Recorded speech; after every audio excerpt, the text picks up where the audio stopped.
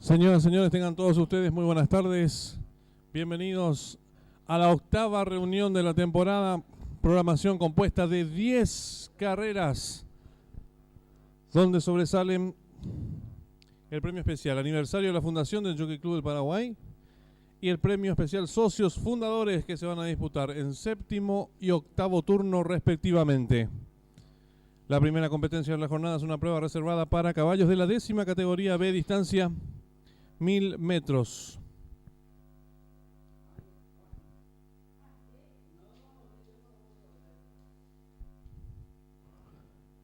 No corre la número 3, Belleza Dorada. Sí lo harán la número 1, Carola, Carlos Romero, 53 kilos. La número 2, Atorranta, Marcos Rivas, 52 kilos. La número 4, Barremina, Víctor Carruega, 57 kilos. La número 5 es Primavera, Juan Ramírez, 51 kilos. La número 6, Checamba, José Romero, 54 kilos. La número 7, Shira Vale y Fidelino Valdés, 54 kilos. La número 7, Agustín Ariel Sanabria, 56 kilos. Y la número 8, Zunu Núpora, con la conducción de Carlos Vera, con 54 kilos. En esta primera carrera arranca la apuesta PIC 4, que tiene un valor de 10.000 guaraníes y un pozo garantizado en 6 millones de guaraníes. 10 minutos y finalizan las apuestas.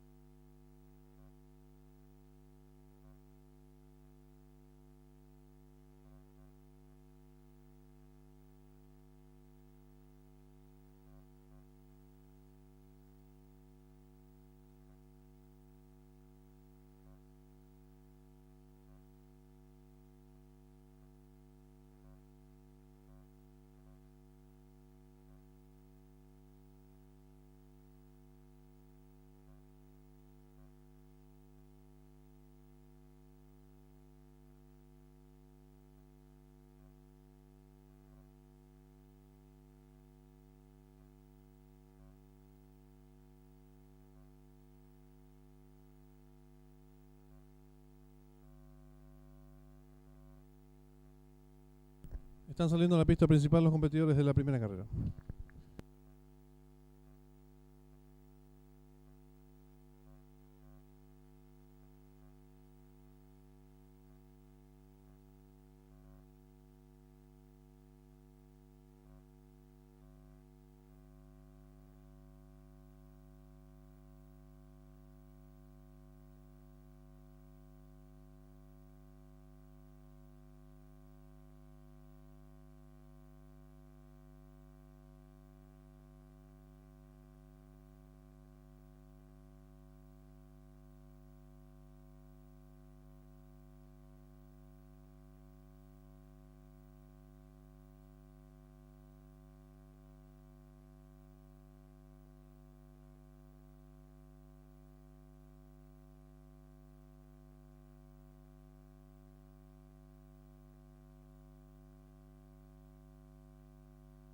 La número 1, Carola, Carlos Romero, 53 kilos.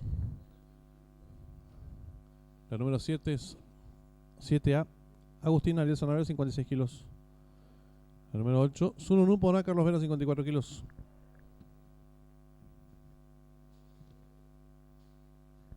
La número 7, Shira Valley, Fidelino Valdés, 54 kilos.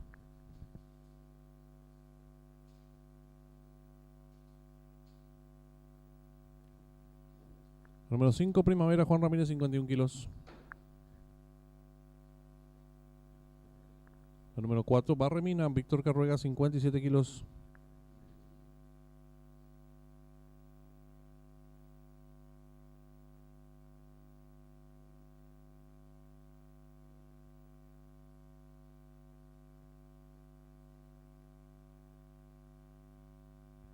La número 2, Atorranta, Marcos Rivas, 52 kilos. Y la número 6, Checan Bajo, José Romero, 54 kilos. En esta primera carrera arranca el pick 4, 10.000 al costo, 6 millones de guaraní, esposo garantizado. 5 minutos y se cierran las ventanillas.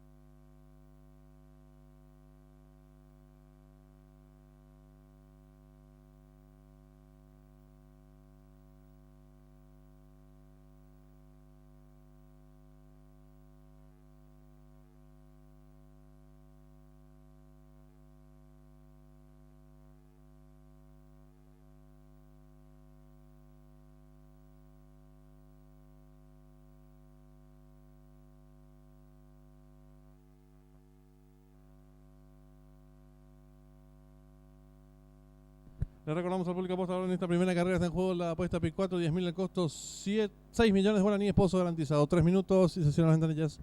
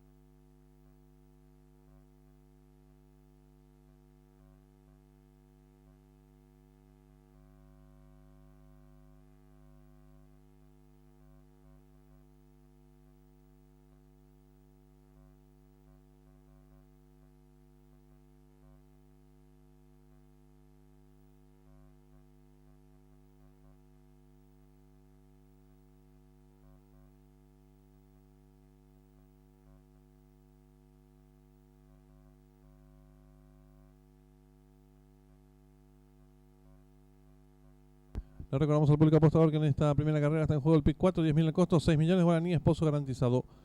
1 minuto y se cierran las ventanillas.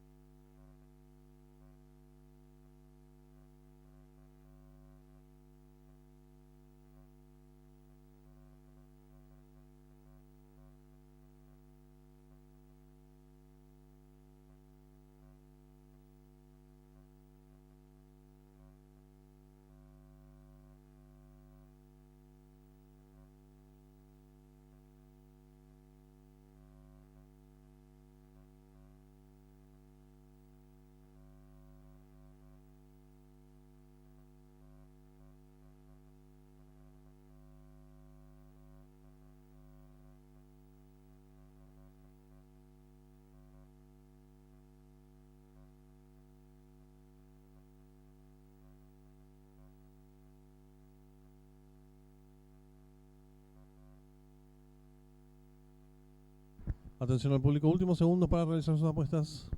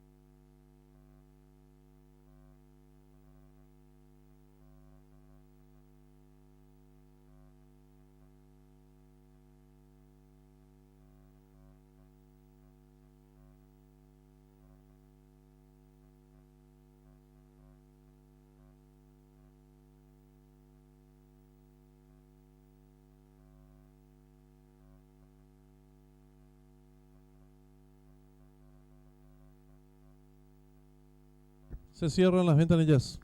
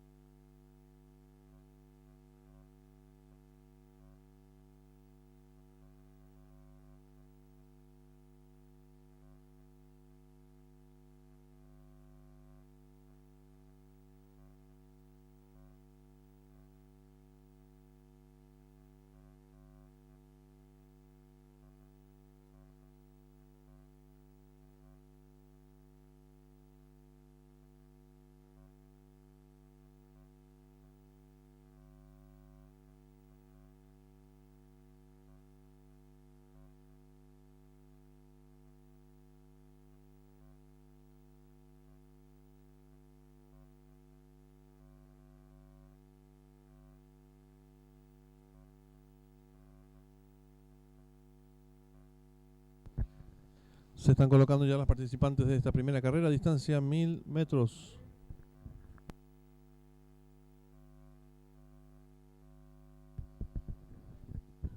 Campana de largada.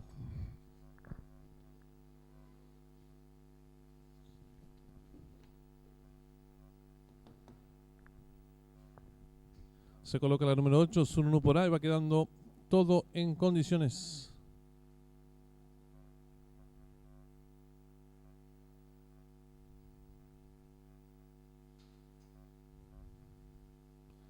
Largaron. Sale en el camino la participante número 1, Carola, le toma pequeña ventaja a la número 4, La número 2, Atorranta. Tercero se desempeña la número 4, Barremina. Cuarto viene nacional, número 6, Checambá. Más abierta la número 8, Sununúpora. Las competidoras están enfrentando el codo con la número 4, Barremina, enseñando el camino. Medio cuerpo de ventaja sobre la número 8, Sununúpora. Entre ambas se desempeña la número 6, Checambá. Cuarta mejorando por dentro, hacer rápidamente la número 2, Atorranta. Las competidoras dejan atrás la señal indicatoria a los 600 metros. La número 4, Barremina. Medio cuerpo de ventaja sobre la número 8, Sununúpora. Tercera mejorando rápidamente por dentro la número 2, Atorranta. Y están en la recta final. Últimos 400 metros finales. La número 4, Barremina, intenta la disparada. Cuerpo de ventaja sobre la número 2, Atorranta. Tercera se desempeña la participante número 8, Sununúpora. Descuidan de los últimos 300 metros finales. La número 4, Barremina. Logra tirar cuerpo de ventaja ahora sobre la número 2, Atorranta. Abierta en larga, atropellada. Lo viene haciendo la competidora número 1, Carola. Más abierta la número 5, Primavera. Descuidan de los últimos 150 metros finales. Hay lucha delantera por dentro la número 2, Atorranta. Por fuera la número 4, Barremina. Más abierta la número 1, Carola. Descuidan de los últimos 50 metros finales. Hay lucha delantera por dentro del 2, por fuera el 1. Pocos metros para el disco. Domina por fuera el número 1, Carola. Medio cuerpo de ventaja sobre el 2. Y cruzaron el disco.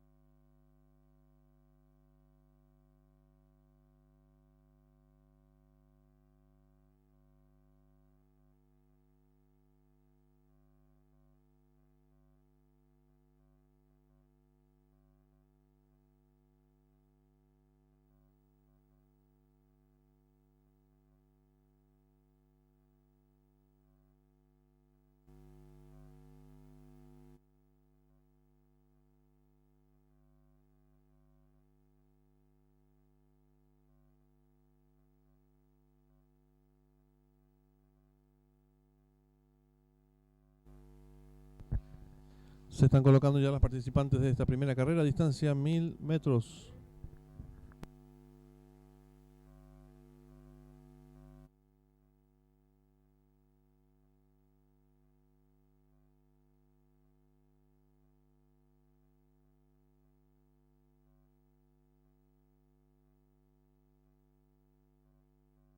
...600 metros, el número 4, Barremina.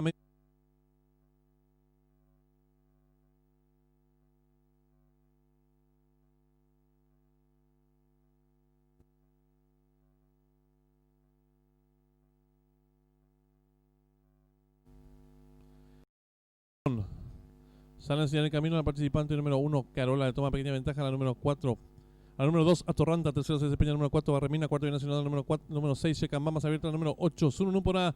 Las competidoras están enfrentando el codo con la número 4, Barremina, enseñando el camino, medio cuerpo de ventaja sobre la número 8, Sununu por A. Entre ambas se desempeña la número 6, Checamba, cuarta mejorando por dentro, hace rápidamente la número 2, Atorranta. Las competidoras dejan atrás la señal indicatoria a los 600 metros, el número 4, Barremina, medio cuerpo de ventaja sobre la número 8, Sununu por A. Tercera mejorando rápidamente por dentro, la número 2, Atorranta, y están en la recta final. Últimos 400 metros finales, la número 4, Barremina, intenta la disparada, cuerpo de ventaja sobre la número 2, Atorranta. Tercera se desempeña la participante número 8, Sununu por A. Descuidan de los últimos 300 metros finales, la número 4, Barremina. Logra tirar cuerpo de ventaja ahora sobre la número 2, Atorranta, abierta en larga, atropellada, lo viene haciendo la competidora número 1, Carola, más abierta la número 5, Primavera. Descuidan de los últimos 150 metros finales, hay lucha delantera por dentro de la número 2, Atorranta. Por fuera la número 4, Barremina, más abierta la número 1, Carola. Descuidan de los últimos 50 metros finales, hay lucha delantera por dentro del 2, por fuera el 1, pocos metros para el disco. Domina por fuera el número 1, Carola, medio cuerpo de ventaja sobre el 2 y cruzaron el disco.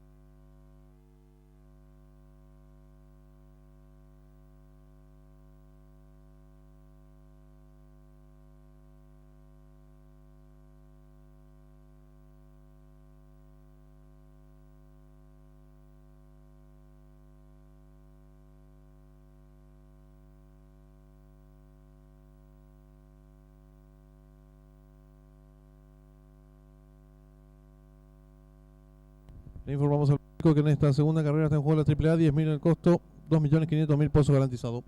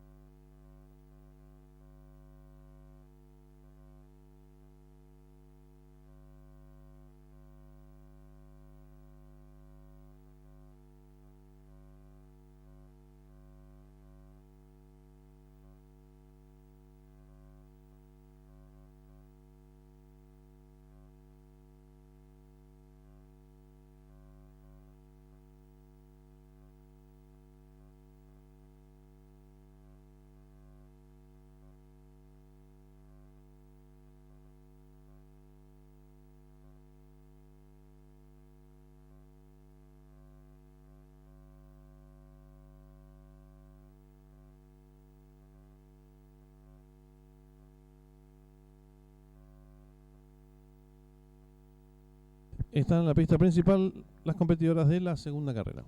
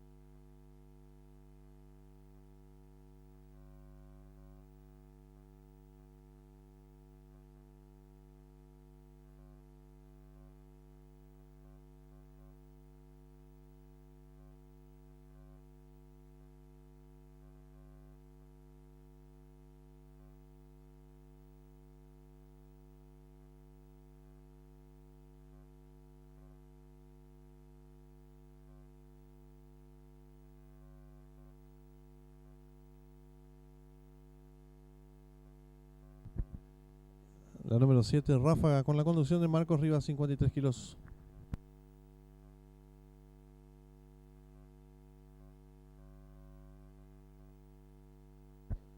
La número 2, Fatmagul, Oscar Galloso, 56 kilos.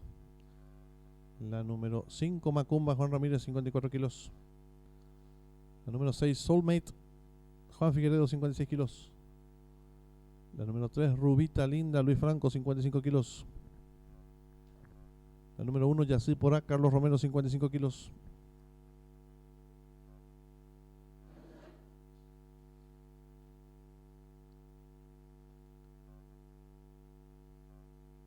La número 10, Asterberg, Víctor Carruega, 56 kilos.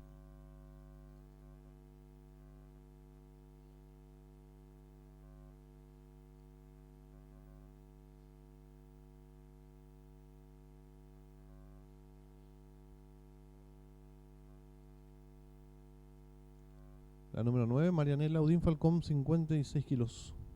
En esta segunda carrera está en juego la AAA, 10.000 el costo, 2.500.000 pozo garantizado. En pantalla la número 8, hora exacta, José Romero, 50 kilos. 5 minutos y se cierran las ventanillas.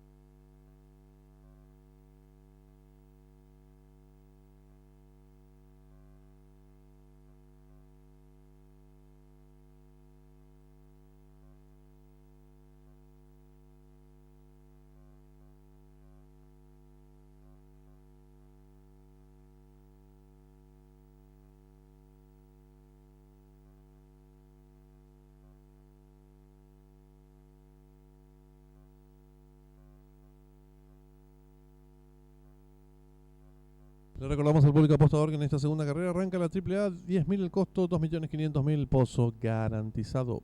3 minutos y se cierran las ventanillas.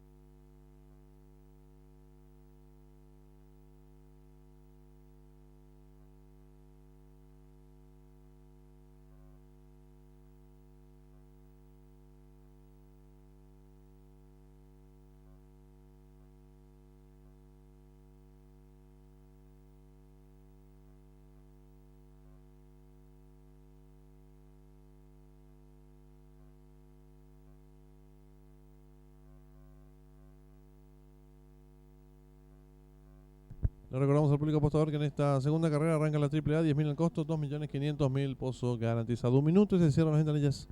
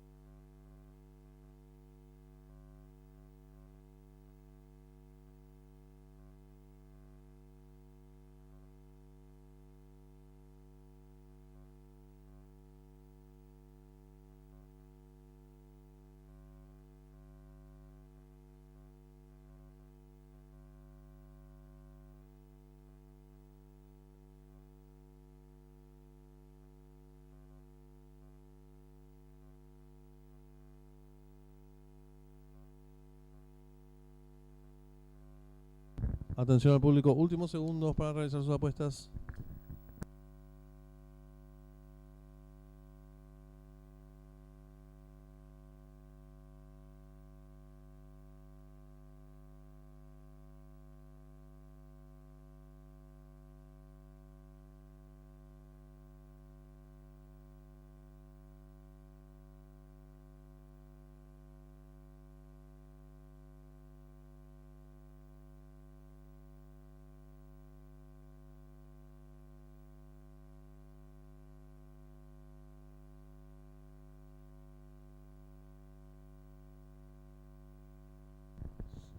Se cierran las ventanillas.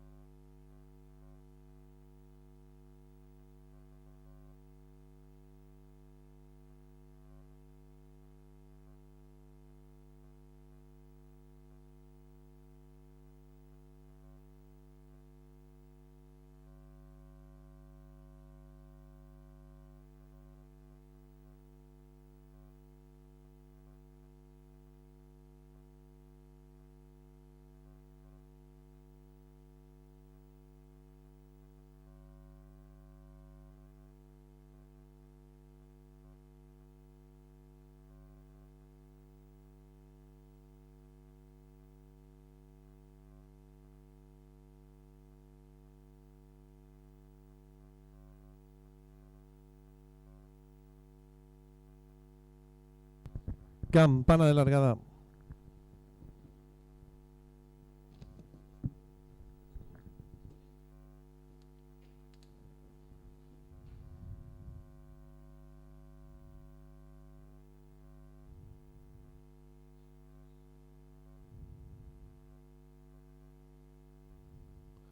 Largaron.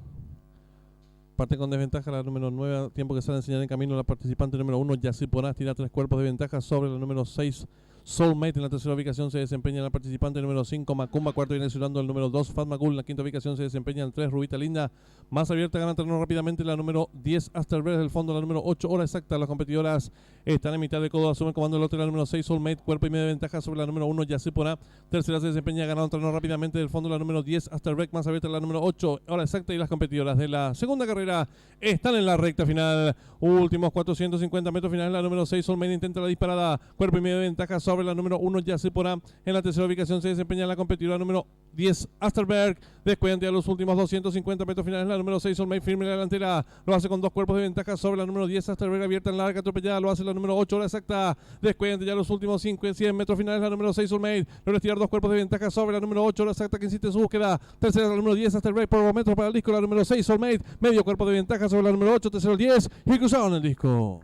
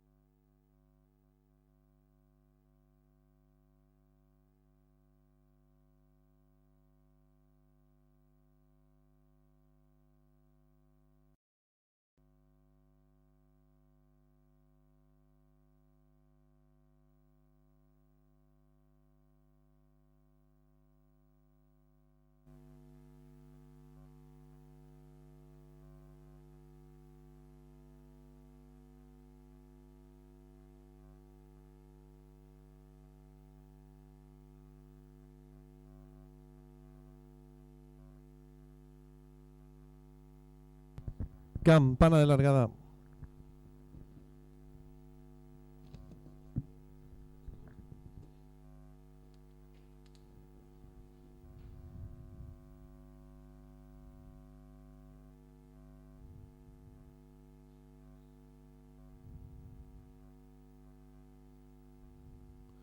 Largaron. Parte con desventaja la número 9, tiempo que sale a enseñar en camino la participante número 1, Yací Ponás, tira 3 cuerpos de ventaja sobre la número 6.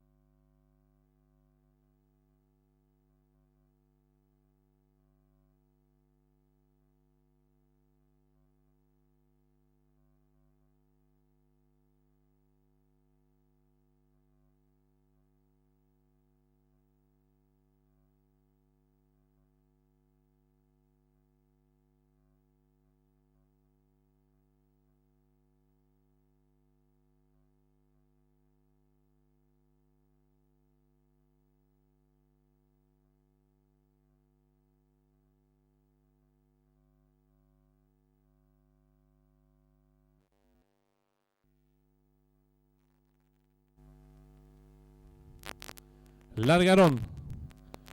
Parte con desventaja la número 9, tiempo que sale a enseñar en camino la participante número 1, Yací Ponás, tira 3 cuerpos de ventaja sobre la número 6. Soulmate. En la tercera ubicación se desempeña la participante número 5, Macumba. Cuarto viene insulando el número 2, Fatma Gul. En la quinta ubicación se desempeña el 3, Rubita Linda. Más abierta gana terreno rápidamente la número 10, Asterberg. Del fondo la número 8, Hora Exacta. Las competidoras están en mitad del codo, asume el comando del lote la número 6, Soulmate. Cuerpo y media de ventaja sobre la número 1, Yací Ponás. Tercera se desempeña ganando terreno rápidamente del fondo la número 10, Asterberg. Más abierta la número 8, Hora Exacta. Y las competidoras de la segunda carrera están en la recta final. Últimos 450 metros finales. La número 6, Soulmate, intenta la disparada. Cuerpo y medio de ventaja sobre la número 1, Yací Ponás. En la tercera ubicación se desempeña la competidora número 10, Asterberg. Descuidante a los últimos 250 metros finales. La número 6, Soulmate, firme en la delantera. Lo hace con 2 cuerpos de ventaja sobre la número 10, Asterberg. Abierta en larga, atropellada. Lo hace la número 8, Hora Exacta. Descuidante ya los últimos 100 metros finales. La número 6, Soulmate. Logra estirar 2 cuerpos de ventaja sobre la número 8, Hora Exacta, que insiste en su búsqueda. Tercera la número 10, Asterberg. Por metros para el disco. La número 6, Soulmate. Medio cuerpo de ventaja sobre la número 8. Tercero el 10. Y cruzaron el disco.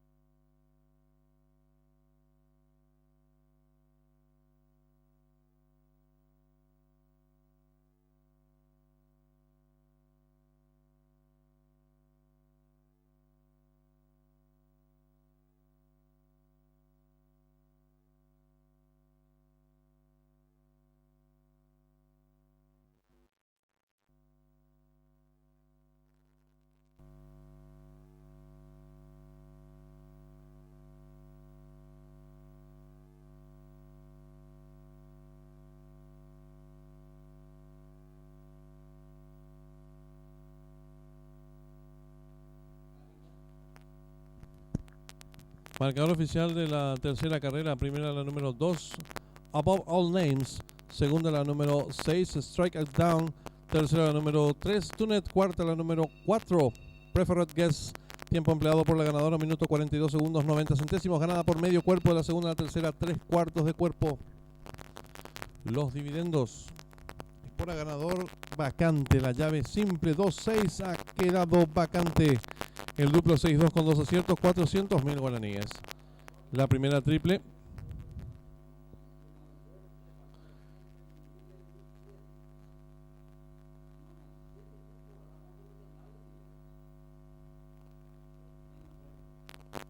La primera triple la acertaron 5 boletos.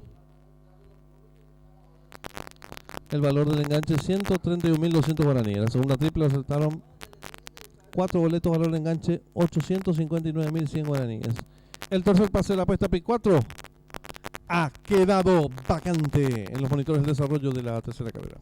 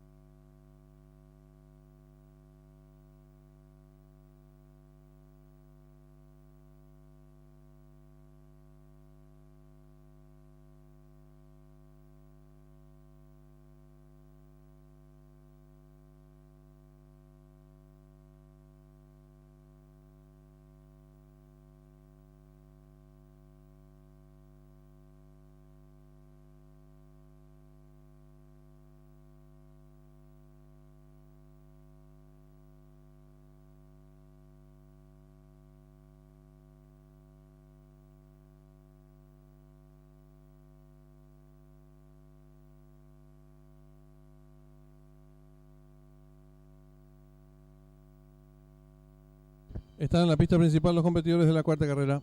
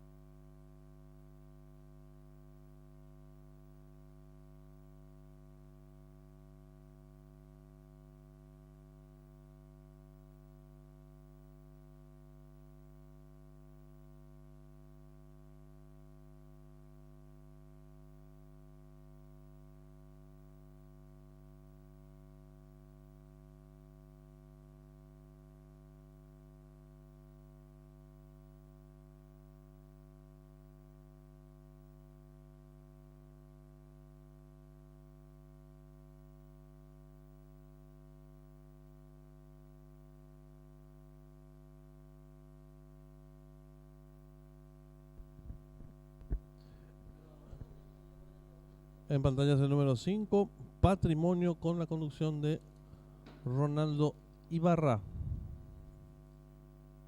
53 kilos. El 10, Hard Horse, Juan Figueredo, 56 kilos y medio. El 7 es Mr. K, Carlos Romero, 54 kilos. El 8, King Furia, Carlos Vera, 54 kilos.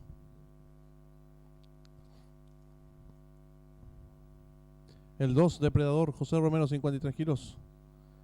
El número 3, Kamikaze, Marco Rivas, 52 kilos.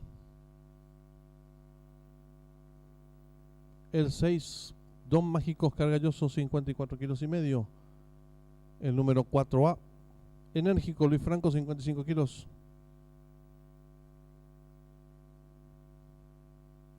El 4, Atraco, Juan Ramírez, 52 kilos.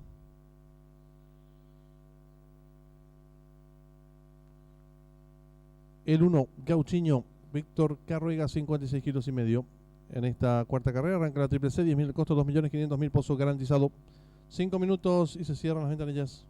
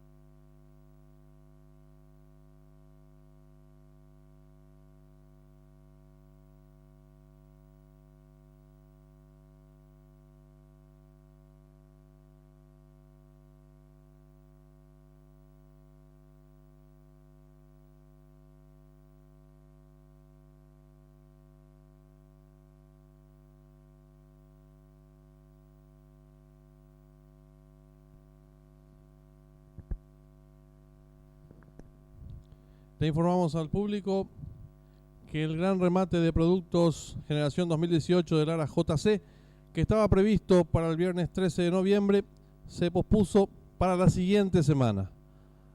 Habrá 18 ejemplares a rematarse, 7 potrillos generación 2018,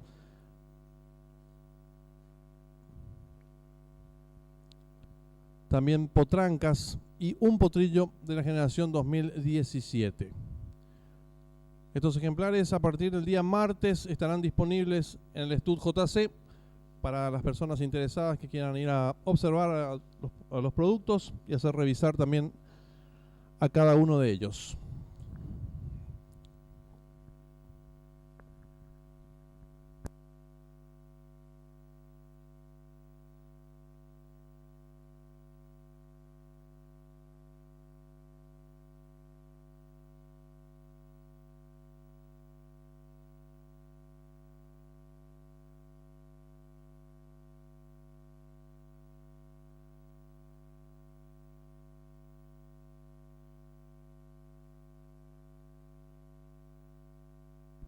Les recordamos al público apostador en esta cuarta carrera, triple C, 10.000 guaraníes el costo, 2.500.000 pozo garantizado. 3 minutos y se cierran las ventanillas.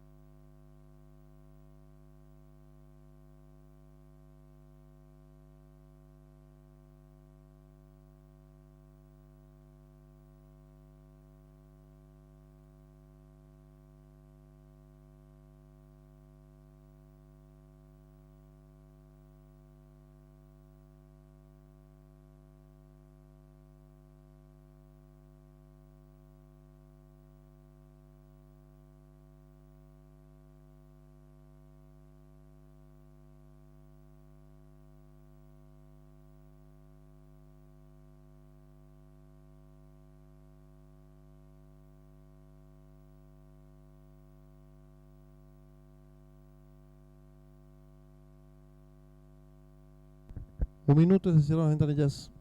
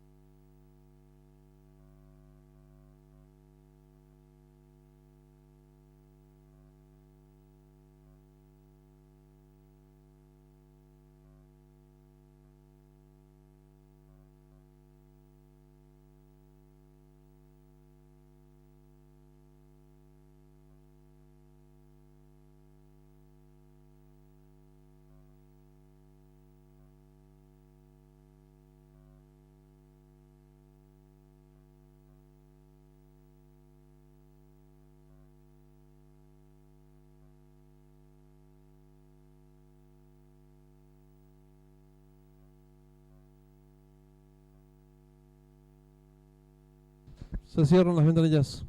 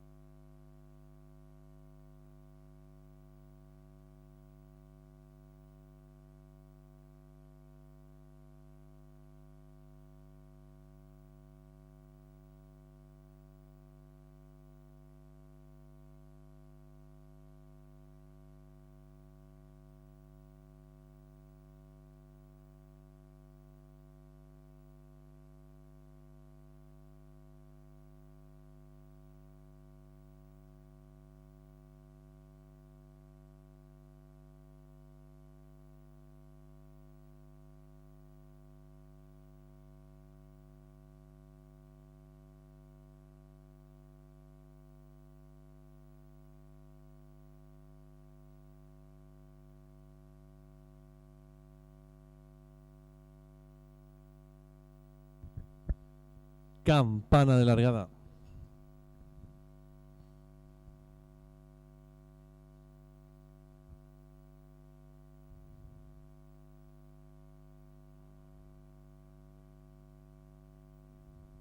Largaron. Sale decididamente a enseñar el camino al participante número 2, Depredador. Retoma cuerpo de ventaja el número 1, Gauchiño. Tercero se desempeña el número 4, Atraco. Cuarto viene accionando el 4A, Enérgico. En la quinta ubicación se desempeña el número 10, Hard Horseman, tras gana terreno número 5, Patrimonio. Luego el 6, Don Mágico. Los competidores van a comenzar a enfrentar el codo con el número 2, Depredador. Cuerpo de ventaja sobre el número 4, Atraco. Tercero se desempeña por fuera, ganando terreno rápidamente el número 10, Hard Horse. Entre ambos el número 4A, Enérgico. Los competidores están en mitad de codo. El 2, Depredador, pequeña ventaja sobre el número 10, Hard Horse. Entre ambos viene accionando el número 4A, Enérgico. En la quinta ubicación se desempeña el 4, Atraco. Quedando en la sexta ubicación el 1, Gauchiño más abierto. El número 6, Don Mágico. Y los competidores de la Cuarta carrera, están en la recta final. El número 2 Depredador intenta la disparada, pequeña ventaja sobre el número 4A Enérgico. Tercero se desempeña por fuera el número 10 Hard Horse. Descuidan ya los últimos 300 metros finales el número 2 Depredador. Logra estirar cuerpo de ventaja sobre el número 4A Enérgico. Abierto se desempeña el participante el número 10 Hard Horse. Descuidan ya los últimos 200 metros finales el número 2 Depredador. Logra estirar cuerpo de ventaja sobre el número 4A Enérgico que insiste por fuera. Tercero se desempeña el 10 Hard Horse. Últimos 50 metros finales. Va a haber lucha en la delantera. Por dentro el número 2 Depredador. Abierto el 4A Enérgico. Pocos metros para el disco. El 4A Enérgico. Pequeña ventaja sobre el número 2. Y cruzaron el disco.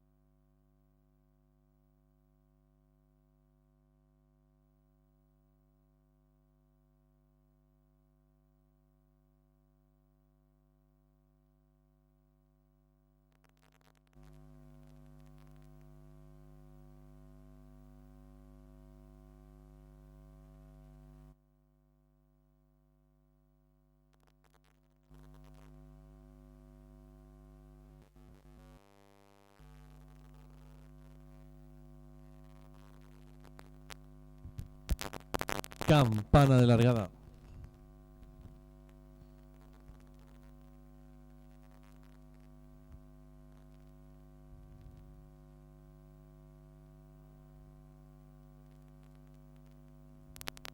Largaron. Sale decididamente a enseñar el camino participante número 2, Depredador. Retoma cuerpo de ventaja el número 1, Gauchiño. Tercero se desempeña el número 4, Atraco. Cuarto viene accionando el 4A, Enérgico.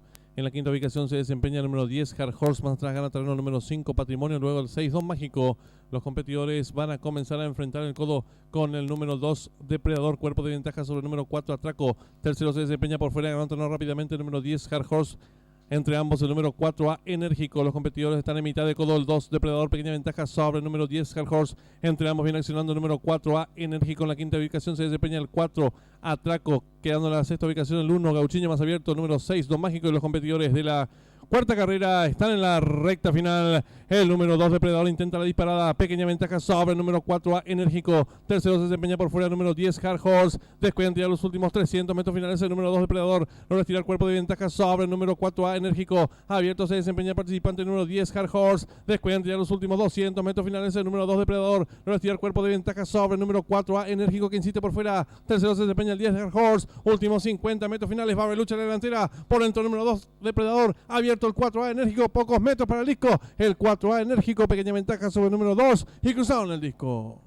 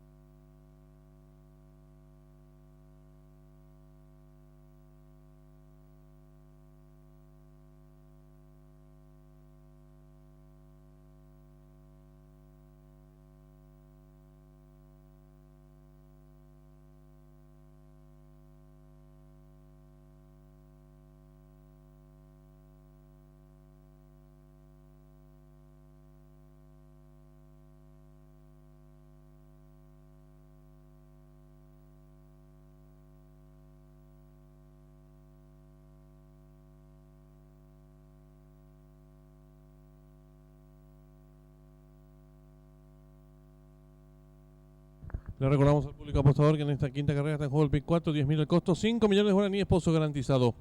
En esta quinta carrera no serán de la partida el 2 Marinero, el 5 Deportivo, el 6 Estratégico. Ingresan los suplentes 12 Poderoso, 13 Fulminante y 14 Nippon. Reiteramos esta importante información, no corren en esta quinta carrera el 2 Marinero, el 5 Deportivo y el 6 Estratégico. En reemplazo de estos 3 ejemplares ingresan el 12 Poderoso, el 13 Fulminante y el 14 Nippon. Fulminante con la conducción de Luis Franco, Nippon con la monta de Juan Ramírez.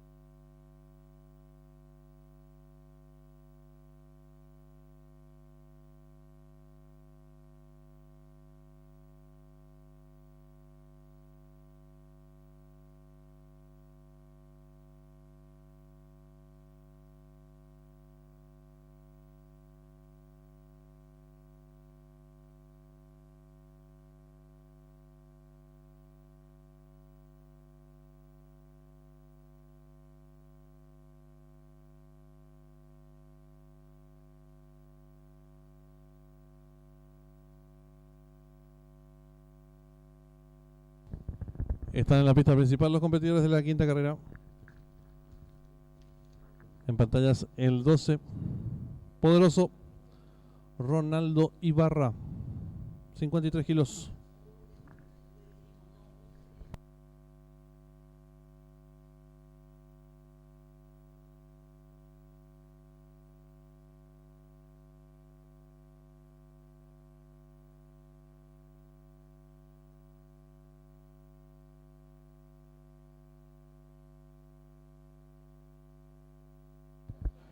El número 1, Rincon Gulch, Fiorino Valdés, 53 kilos y medio.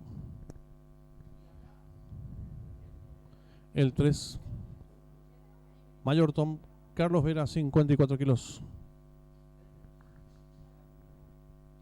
El 9, Royal Tiger, Ariel Sanabria, 54 kilos y medio.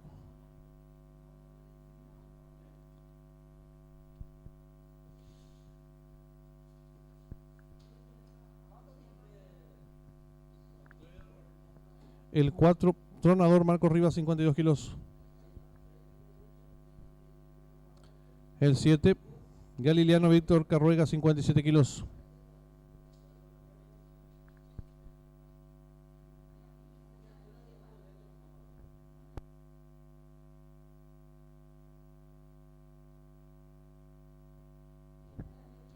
El 10, Soberano, Oscar Galloso, 54 kilos y medio. El 8, Don Mengano, José Romero, 54 kilos.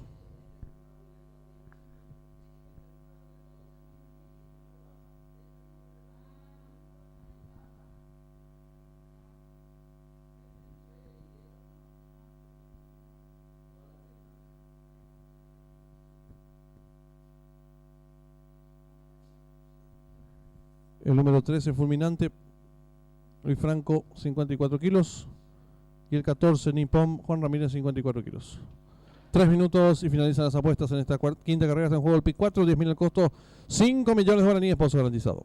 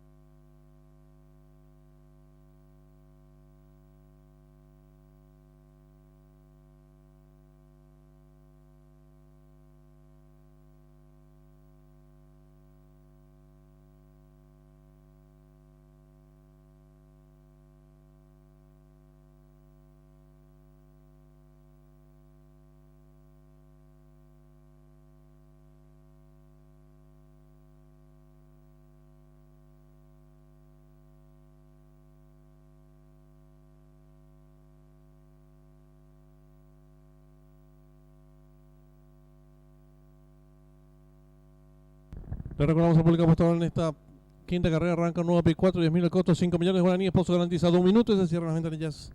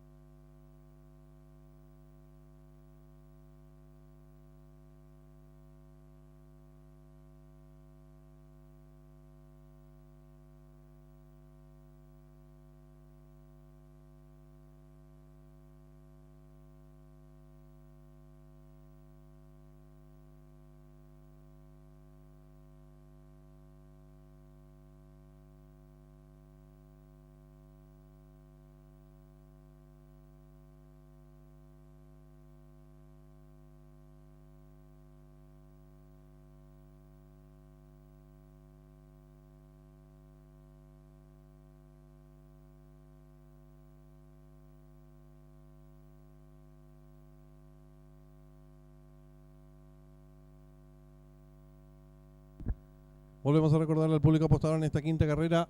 Está en juego la apuesta Pick 4, cuyo pozo garantizado aumentó a 5 millones de guaraníes. Últimos segundos para realizar sus apuestas.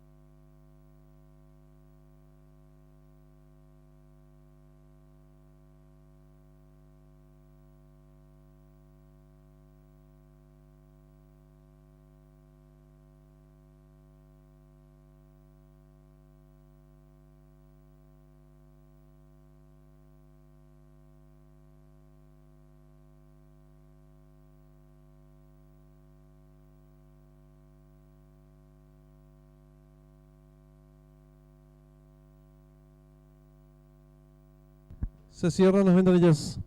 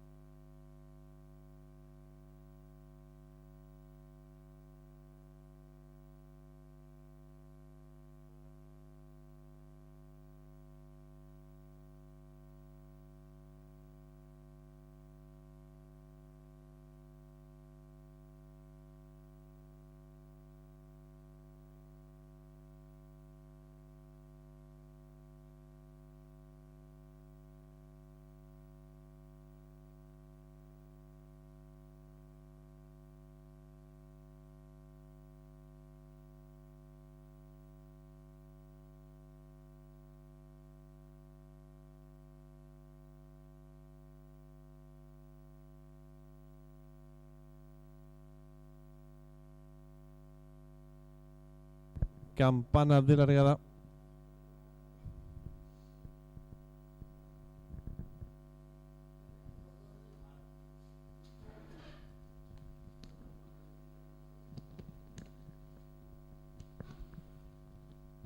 Largaron.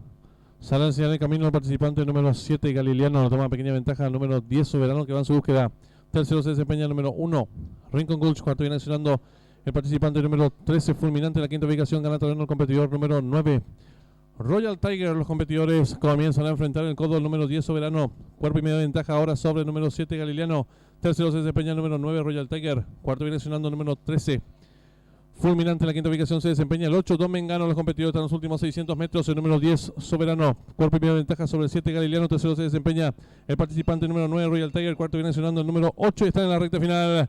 Últimos 450 metros finales. El número 10, Soberano, firme en la delantera. Lo hace con 3 cuerpos de ventaja sobre el número 7, Galiliano. Tercero se desempeña el participante número 9, Royal Tiger. Descuente ya los últimos 250 metros finales. El número 10, Soberano, 2 cuerpos de ventaja sobre el número 7, Galiliano, que va en su búsqueda. Tercero se desempeña el participante número 9, Royal Tiger. Descuenta ya los últimos 100 metros finales. El número 10, Soberano, firme en la delantera. Varios cuerpos de ventaja sobre el número 7. La tercera ubicación el 9. Pocos metros para el disco. Número 10, Soberano. Lo retirará amplias ventajas sobre el participante número 7. Tercero el participante número 8. Y cruzaron el disco.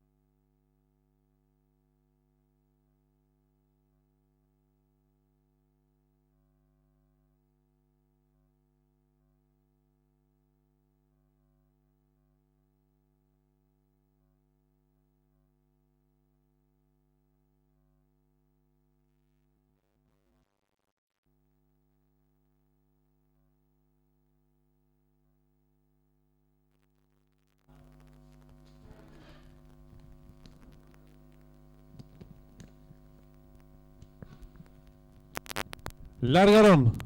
Sale en el camino el participante número 7, Galiliano. Lo toma pequeña ventaja el número 10, Soberano, que va en su búsqueda. Tercero se desempeña el número 1, Rincon Gulch. Cuarto viene accionando el participante número 13, Fulminante. En la quinta ubicación gana terreno el competidor número 9, Royal Tiger. Los competidores comienzan a enfrentar el codo el número 10, Soberano. Cuerpo y medio de ventaja ahora sobre el número 7, Galiliano. Tercero se desempeña el número 9, Royal Tiger. Cuarto viene accionando el número 13, Fulminante. En la quinta ubicación se desempeña el 8, Don Mengano. Los competidores en los últimos 600 metros. El número 10, Soberano. Cuerpo y medio de ventaja sobre el 7, Galiliano. Tercero se desempeña el participante número 9, Royal Tiger. Cuarto viene accionando el número 8 y está en la recta final. Últimos 450 metros finales. El número 10, Soberano, firme en la delantera. Lo hace con 3 cuerpos de ventaja sobre el número 7, Galiliano. Tercero se desempeña el participante número 9, Royal Tiger. Descuente ya los últimos 250 metros finales. El número 10, Soberano, 2 cuerpos de ventaja sobre el número 7, Galiliano, que va en su búsqueda. Tercero se desempeña el participante número 9, Royal Tiger. Descuenta ya los últimos 100 metros finales. El número 10, Soberano, firme en la delantera. Varios cuerpos de ventaja sobre el número 7. La tercera ubicación el 9. Pocos metros para el disco. Número 10, Soberano. Lo retirará amplias ventajas sobre el participante número 7. Tercero el participante número 8. Y cruzaron el disco.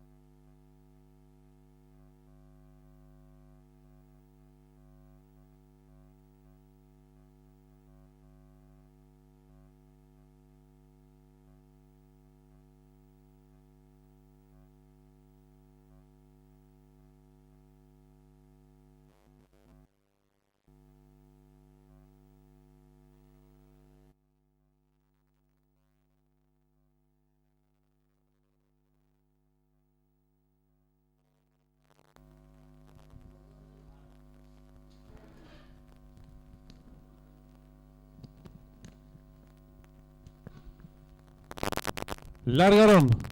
Sale en el camino el participante número 7, Galiliano. Lo toma pequeña ventaja el número 10, Soberano, que va en su búsqueda. Tercero se desempeña el número 1, Rincon Gulch. Cuarto viene accionando el participante número 13, Fulminante. En la quinta ubicación gana terreno el competidor número 9, Royal Tiger. Los competidores comienzan a enfrentar el codo el número 10, Soberano. Cuerpo y medio de ventaja ahora sobre el número 7, Galiliano.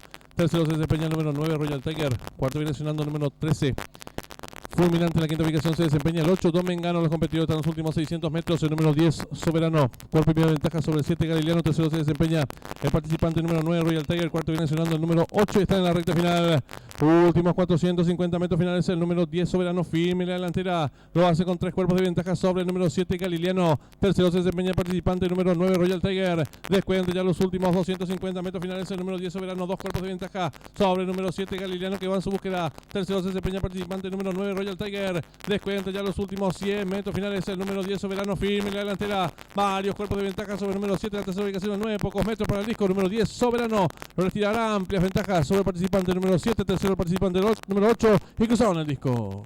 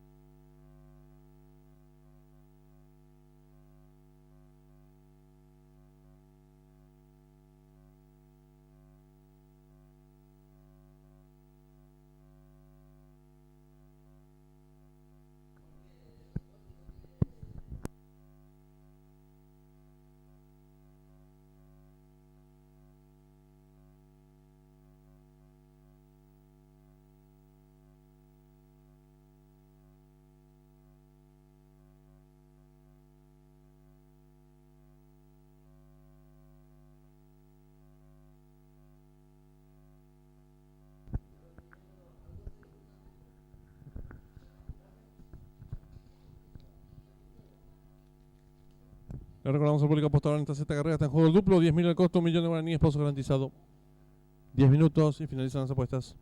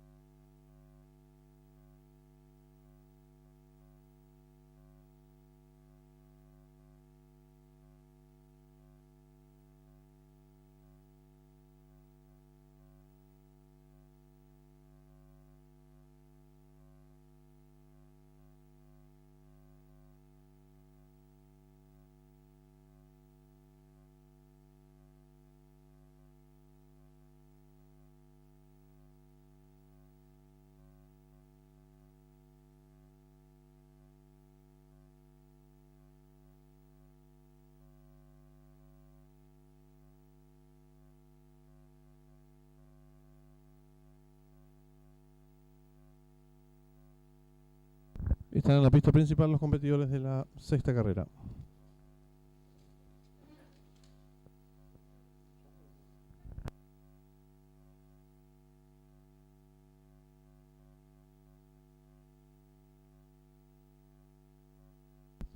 El número 2, Severus, con la conducción de Ronaldo Ibarra.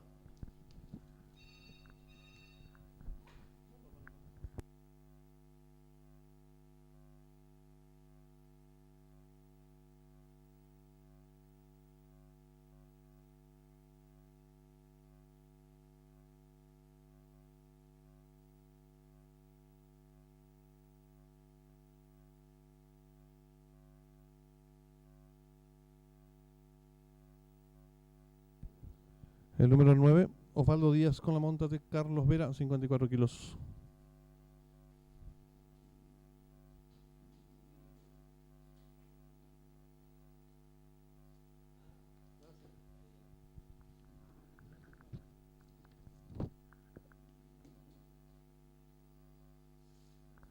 El 10, Western Wind, Oscar Galloso, 54 kilos y medio. El número 3, Rojo, Ariel Sanabria, 54 kilos y medio.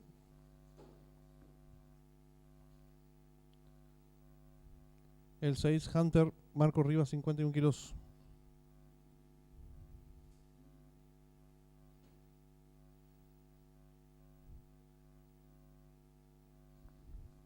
El 7, Thor, Víctor Carruega, 56 kilos y medio. El 1, Torino, Carlos Romero, 54 kilos.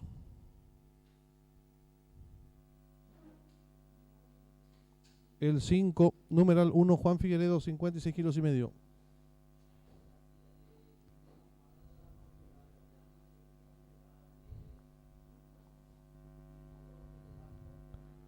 El 11, Payador, Luis Franco, 54 kilos y medio. En esta sexta carrera está en juego la triple D, 10.000 el costo, pozo garantizado, 2 millones de guaraníes. 5 minutos y se cierran las ventanillas.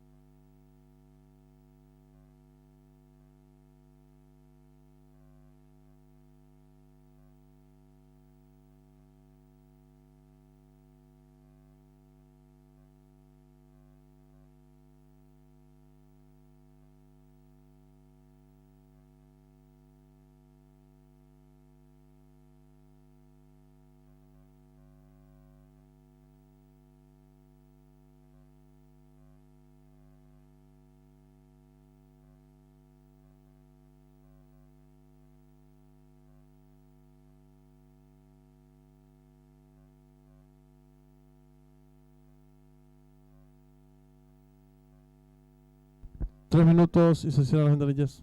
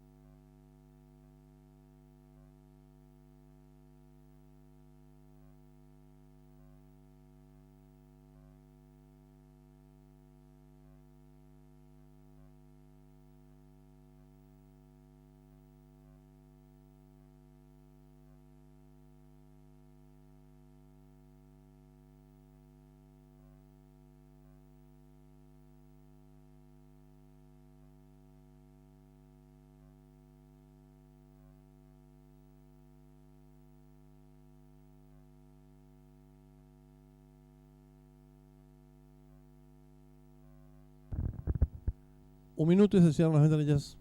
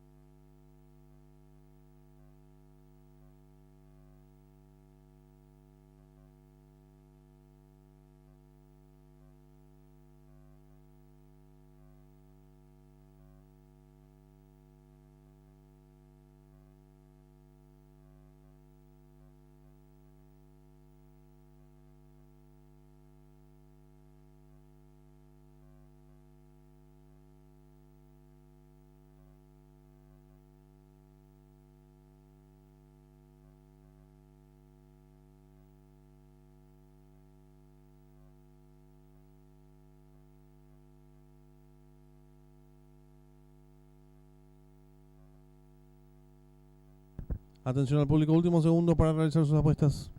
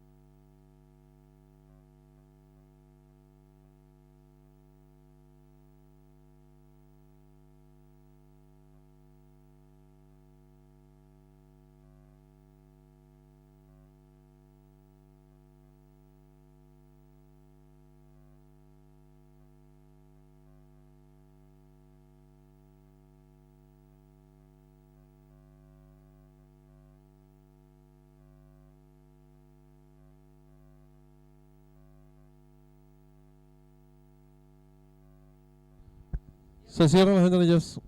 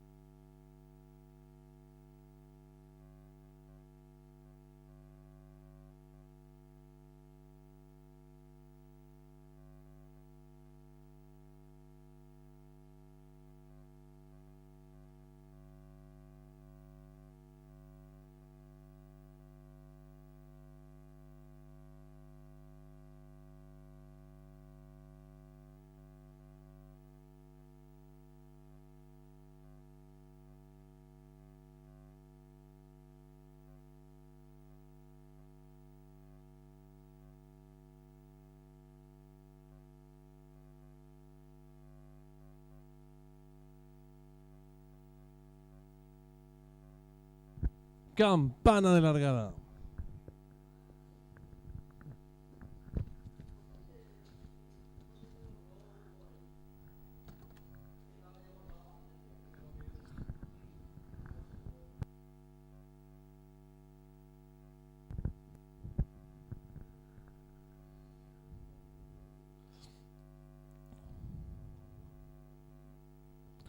Largaron. Salen agrupados los competidores. Trata de enseñar el camino al participante número 5, numeral 1. Que toma medio cuerpo de ventaja el número 9, Osvaldo Díaz. Tercero se desempeña el número 1, Torino. Gana terreno al fondo el número 3, Rojo. En la quinta ubicación el 4, Mulado. Más abierto el 6, Hunter. Los competidores dejan atrás la indicatoria de los 1000 metros. El número 3, Rojo. Pequeña ventaja sobre el número 5, numeral 1. Abierto. Gana terreno el número 9, Osvaldo Díaz. Quedando en la cuarta ubicación expectante el número 4, Emulado. Quinto viene accionando el número 6, Hunter, apareado con el número 10, Western Wine. Los competidores se están enfrentando el codo. El número 9, Osvaldo Díaz, cuerpo de ventaja sobre el 3, Rojo. Entre ambos se desempeña el número 5, numeral 1. Cuarto mejorando lo hace el número 10, Western Wine. En la quinta ubicación se desempeña el número 6, Hunter. Gana terreno rápidamente del fondo el número 7, Thor. Más atrás se desempeña el 4, Mulado. Y están en la recta final. El número 9, Osvaldo Díaz, cuerpo de ventaja sobre el número 5, numeral 1. Abierto se desempeña el participante número 6, Hunter. Descuenta ya los últimos 300 metros finales. Va a haber lucha delantera. El número 9, Osvaldo Díaz, pequeña ventaja sobre el participante número 5. Numeral 1, abierto se desempeña el número 10, Western Wine. Descuenta ya los últimos 250 metros finales. Asume comando el lote número 5, pequeña ventaja ahora sobre el 10, Western Wine. En la tercera ubicación se desempeña el número 6, Hunter. Descuenta ya los últimos 100 metros finales. Van cabeza a cabeza por dentro el número 5, numeral 1. A su costado exterior el número 10, Western Wine. Últimos 50 metros finales por dentro el 5, por fuera el 10. Pocos metros para el disco. El 10, Western Wine. Pequeña ventaja sobre el número 5, tercero 6. Y cruzaron el disco.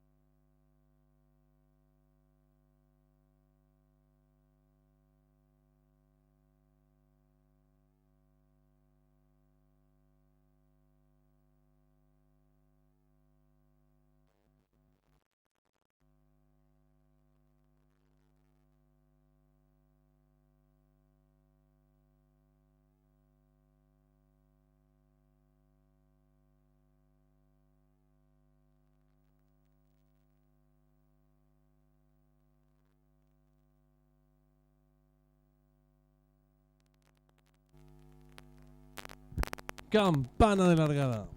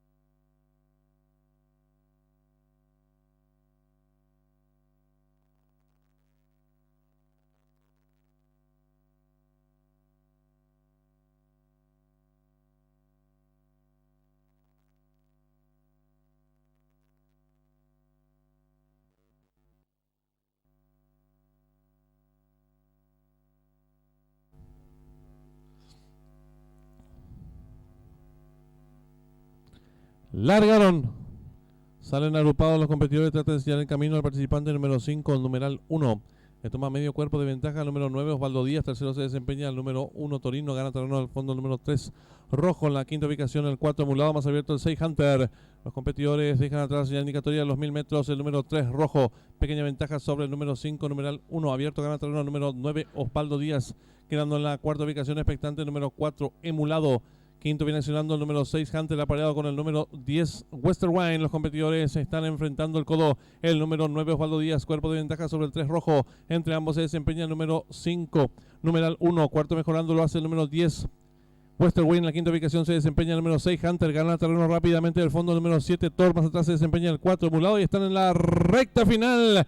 El número 9, Osvaldo Díaz, cuerpo de ventaja sobre el número 5, numeral 1. Abierto se desempeña el participante número 6, Hunter. Descuenta ya los últimos 300 metros finales. Va a haber lucha delantera. El número 9, Osvaldo Díaz, pequeña ventaja sobre el participante número 5. Numeral 1, abierto se desempeña el número 10, Western Wine. Descuenta ya los últimos 250 metros finales. Asume comando el lote número 5, pequeña ventaja ahora sobre el 10, Western Wine. En la tercera ubicación se desempeña el número 6, Hunter. Descuenta ya los últimos 100 metros finales. Van cabeza a cabeza por dentro el número 5, numeral 1. A su costado exterior el número 10, Western Wine. Últimos 50 metros finales por dentro el 5, por fuera el 10. Pocos metros para el disco. El 10, Western Wine. Pequeña ventaja sobre el número 5, tercero 6. Y cruzaron el disco.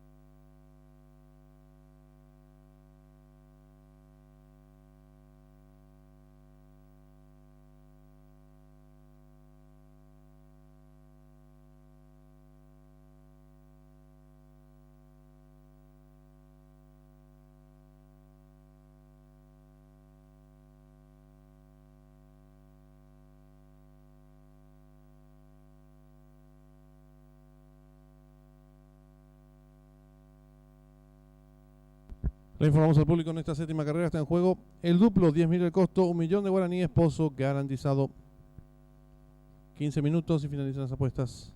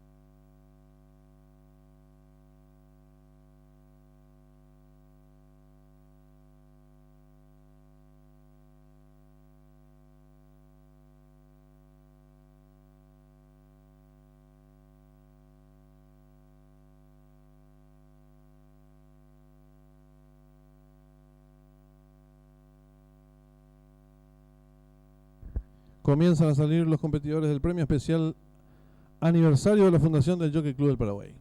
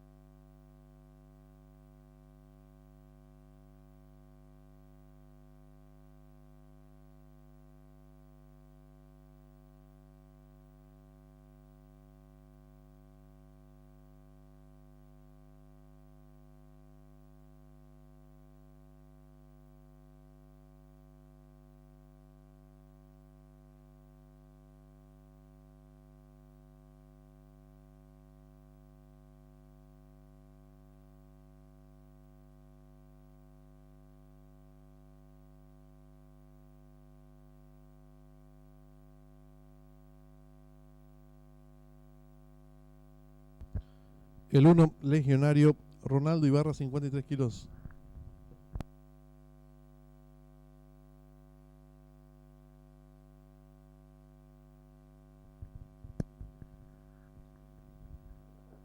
El 2 Action Juan Figueredo, 60 kilos.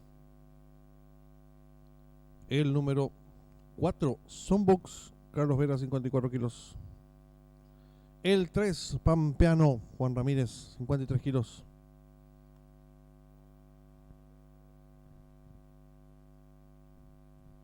El 9 Rabau Cariel Sanabria, 56 kilos.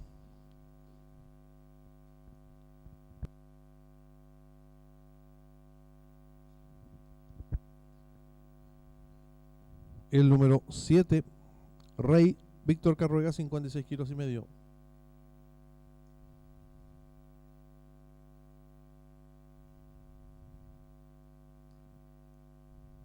El número 8 Influyente Oscar Galloso, 60 kilos.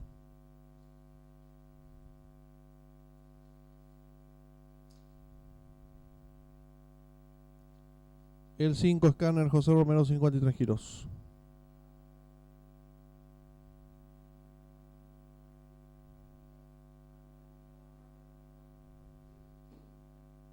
Y el número 6 Rock King con la monta de Marcos Rivas, 55 kilos.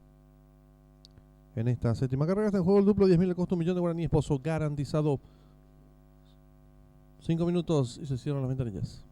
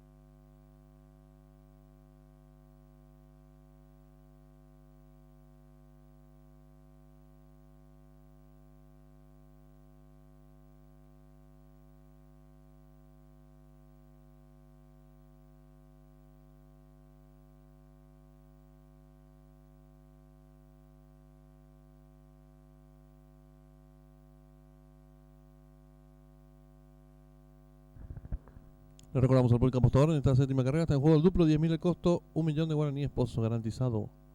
3 minutos y se cierran las ventanillas.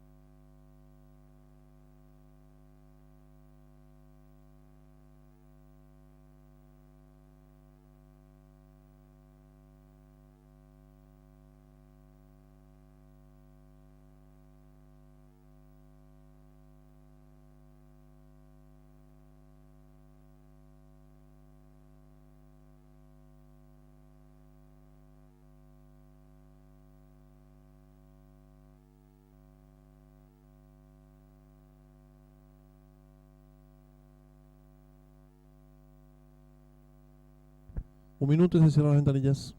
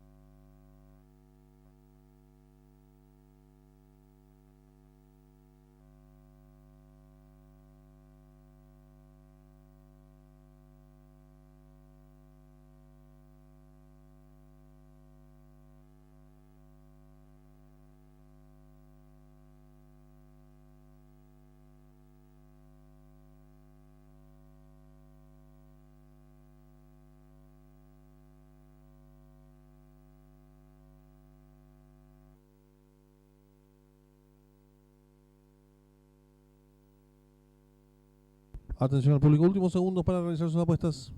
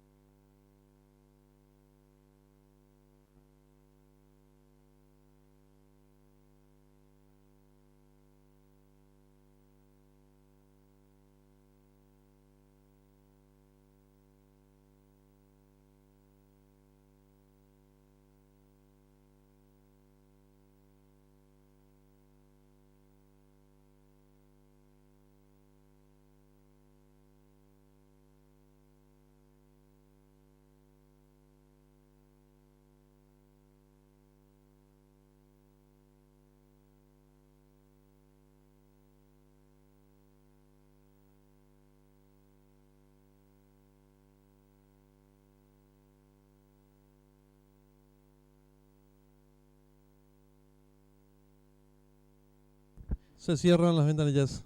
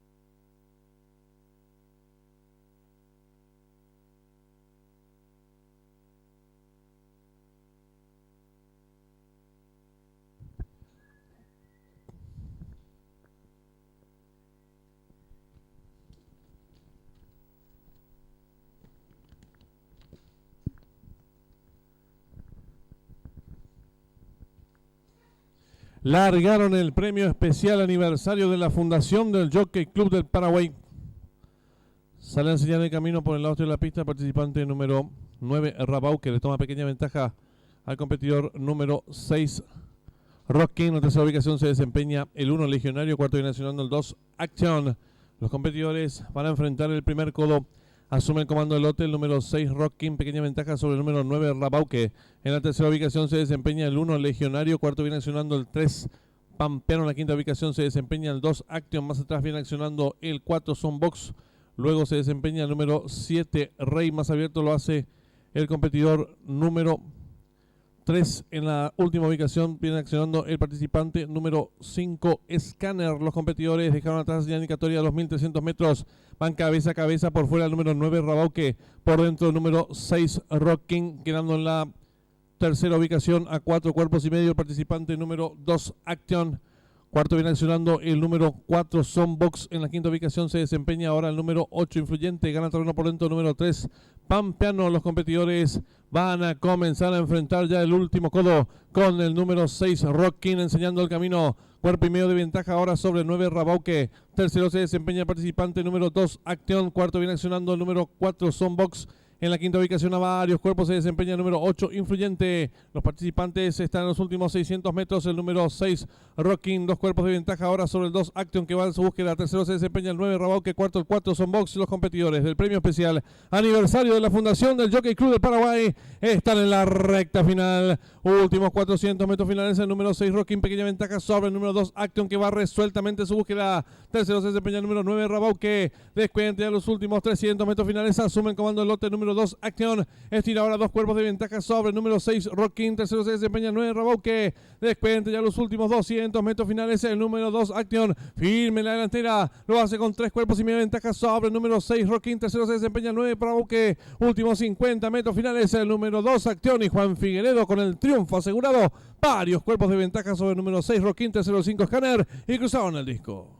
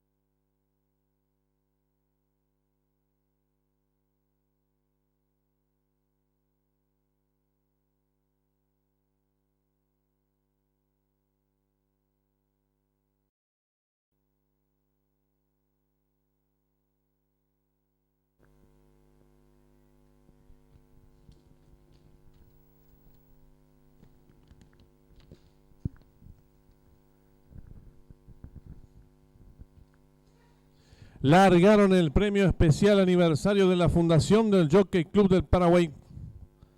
Sale a enseñar el camino por el lado de la pista, participante número 9, Rabau, que le toma pequeña ventaja al competidor número 6, Rock King. En tercera ubicación se desempeña el 1, Legionario. Cuarto viene accionando el 2, Action.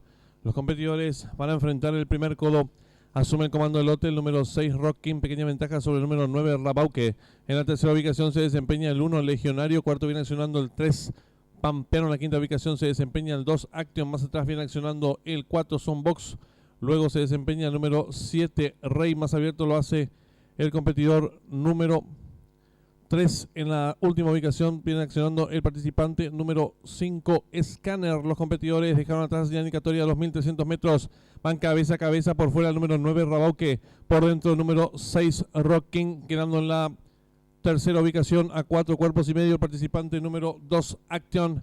Cuarto viene accionando el número 4, Sonbox. En la quinta ubicación se desempeña ahora el número 8, Influyente. Gana terreno por dentro el número 3, Pampeano. Los competidores van a comenzar a enfrentar ya el último codo con el número 6, Rock King, enseñando el camino. Cuerpo y medio de ventaja ahora sobre el 9, Rabauque. Tercero se desempeña el participante número 2, Action. Cuarto viene accionando el número 4, Sonbox.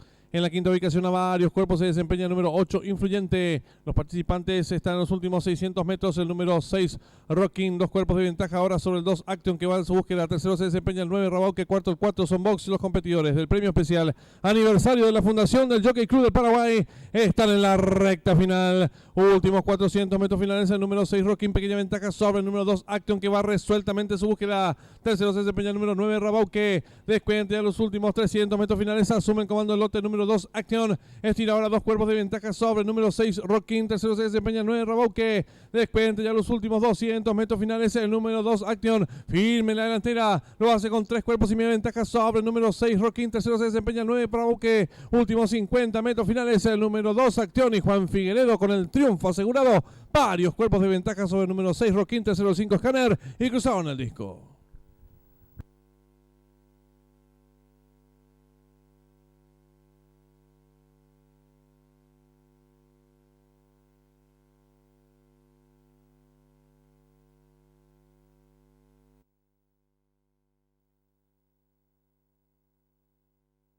Del programa oficial.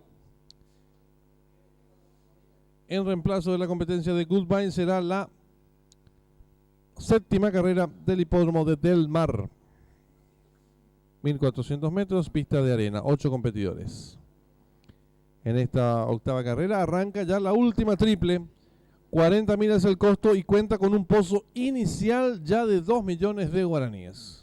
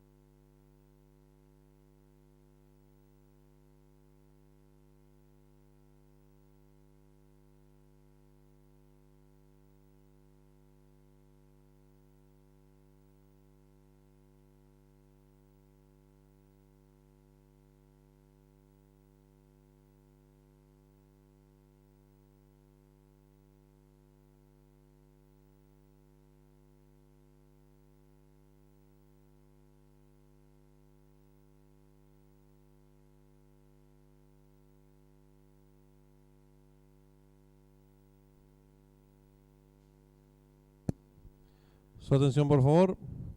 La comisión directiva del Jockey Club del Paraguay tiene el penoso deber de comunicar al público presente el fallecimiento de quien en vida fuera socio vitalicio de la institución, el coronel Adriano Espínola López. Solicitamos al público presente guardar 1 minuto de silencio en su memoria.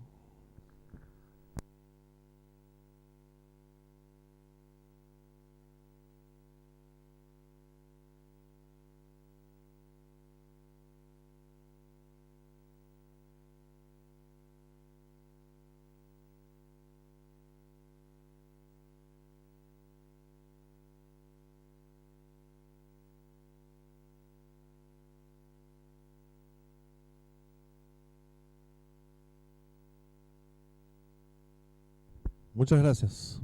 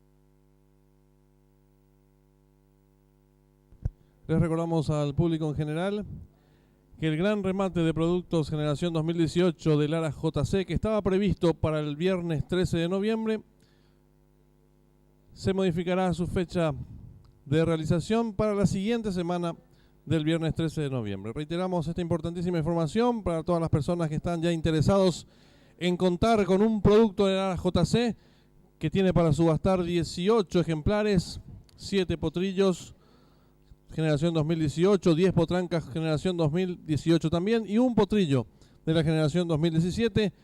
Se modifica la fecha de realización que estaba prevista para el viernes 13 de noviembre, pasándose una semana posterior al viernes 13 de noviembre.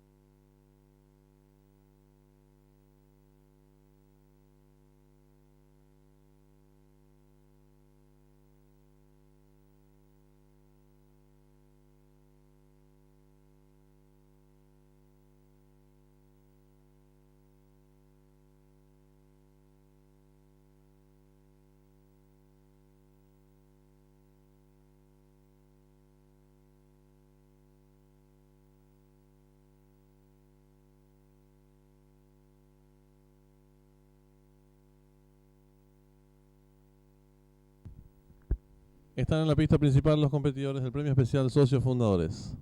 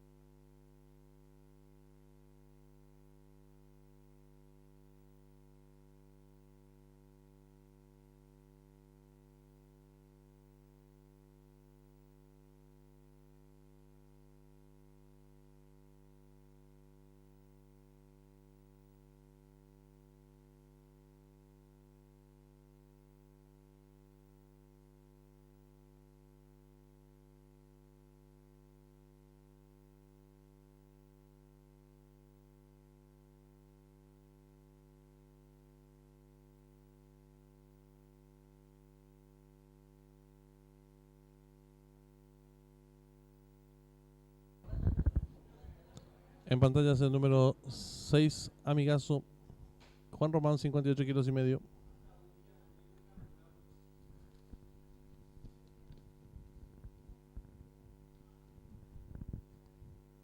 El número 5, Rocky Road, Carlos Vera, 54 kilos.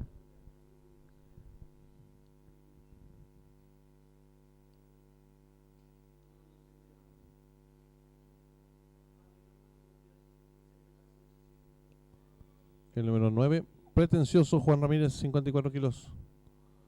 El 8, Virrey, Marco Rivas, 54 kilos. El número 7, Faldero, Leonardo Jiménez, 54 kilos. El 1, Farado Cerro, Oscar Galloso, 58 kilos. El número 3, Enfant Wells, José Romero, 56 kilos. El 2, El Enemigo, Víctor Carruega, 57 kilos. El número 10, Las Violín, Luis Franco, 54 kilos y medio. Y el número 4, Eagle Beautiful, Juan Figueredo, 57 kilos. En esta octava carrera arranca ya la última triple, 40.000 al costo. Pozo inicial de arranque, 2 millones de guaraníes. 3 minutos y se cierran las ventanillas.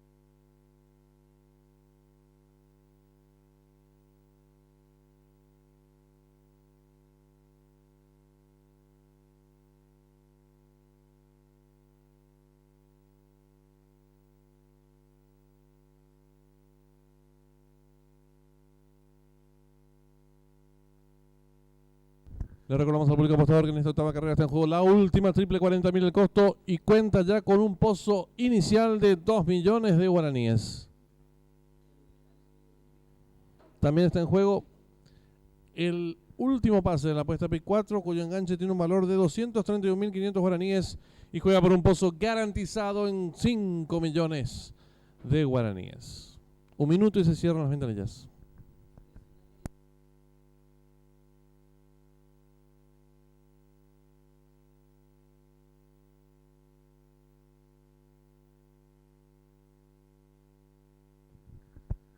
Les recordamos al público apostador en esta octava carrera está en juego ya la última triple, 40.000 el costo y el pozo ya está superando los 13 millones de guaraníes.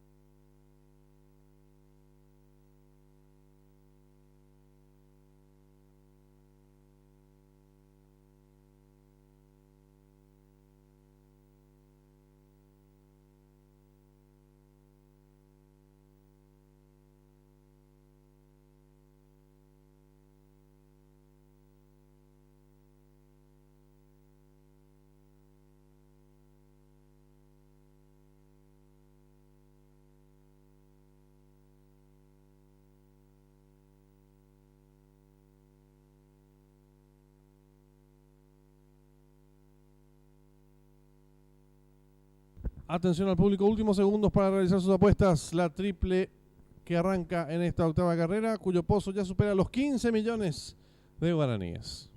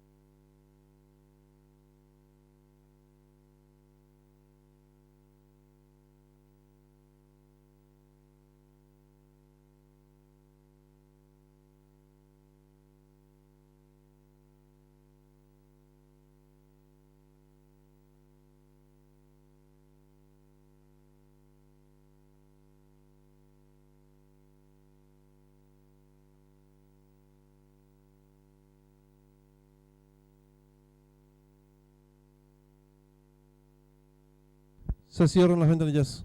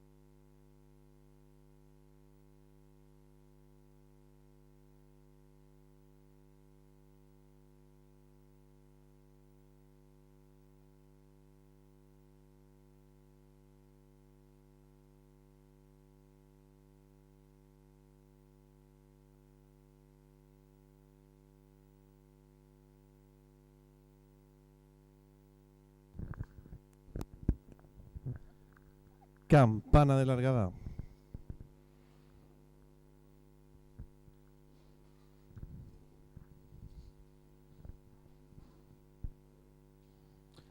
Largaron el premio especial Socios Fundadores.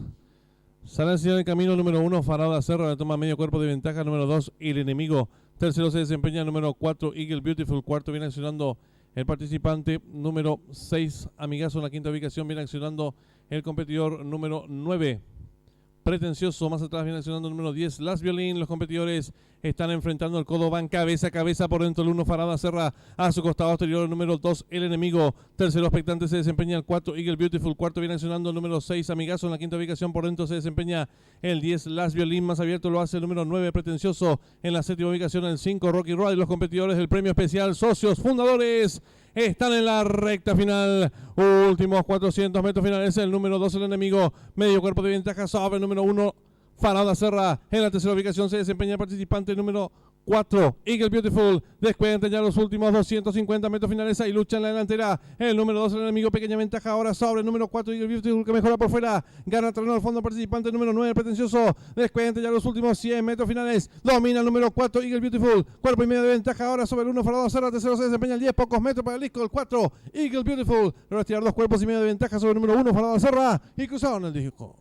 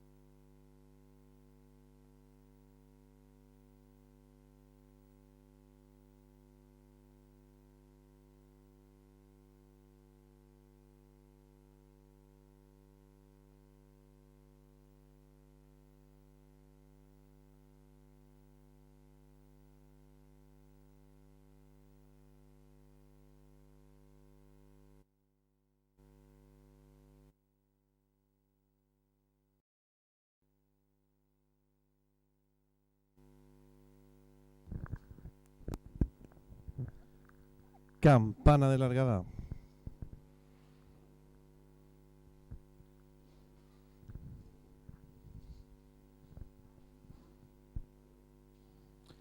Largaron el premio especial Socios Fundadores. Sale hacia el camino número 1, Farada Serra, le toma medio cuerpo de ventaja. Número 2, El Enemigo. Tercero se desempeña número 4, Eagle Beautiful. Cuarto viene accionando el participante número 6, Amigazo. En la quinta ubicación viene accionando el competidor número 9, Pretencioso. Más atrás viene accionando el número 10, Las Violín. Los competidores están enfrentando el codo, van cabeza a cabeza por dentro. El 1, Farada Serra. A su costado exterior el número 2, El Enemigo. Tercero expectante se desempeña el 4, Eagle Beautiful. Cuarto viene accionando el número 6, Amigazo. En la quinta ubicación por dentro se desempeña el 10, Las Violín. Más abierto lo hace el número 9, Pretencioso. En la séptima ubicación el 5, Rocky Road. Y los competidores del premio especial Socios Fundadores están en la recta final. Últimos 400 metros finales. El número 2, El Enemigo. Medio cuerpo de ventaja sobre el número 1, Farada Serra. En la tercera ubicación se desempeña el participante número 4, Eagle Beautiful. Descuentan ya los últimos 250 metros finales. Ahí lucha en la delantera el número 2, El Enemigo. Pequeña ventaja ahora sobre el número 4, Eagle Beautiful, que mejora por fuera. Gana terreno al fondo participante número 9, Pretencioso. Descuentan ya los últimos 100 metros finales. Domina el número 4, Eagle Beautiful. Cuerpo y medio de ventaja ahora sobre el 1, Farada Serra. Tercero se desempeña el 10, pocos metros para el disco. El 4, Eagle Beautiful. Logra tirar 2 cuerpos y medio de ventaja sobre el número 1, Farada Serra. Y cruzaron el disco.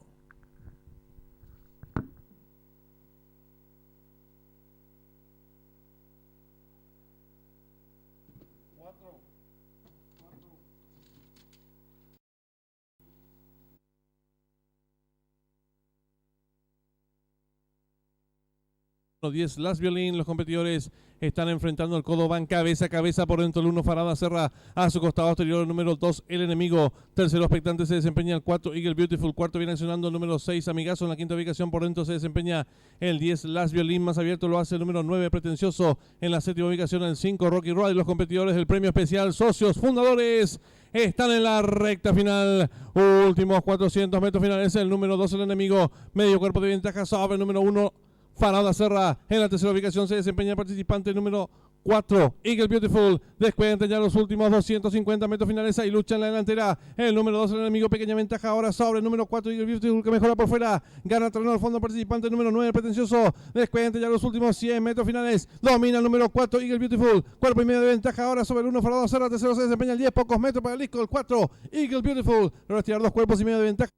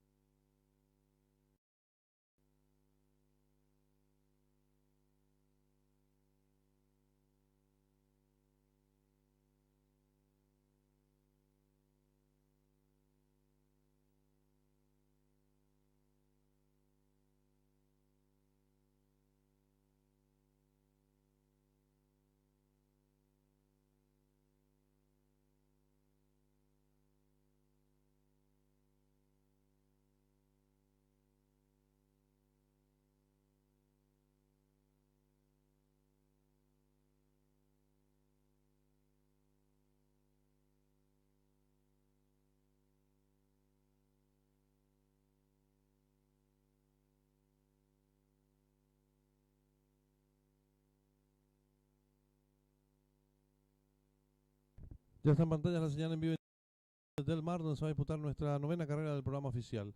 8 ejemplares, corren todos, 1400 metros la distancia, pista de arena, favorita la número 8, Just Graced Me, enemiga en las apuestas, se muestra la competidora número 6, Warren's Showtime, tercer jugada la número 7, Musical.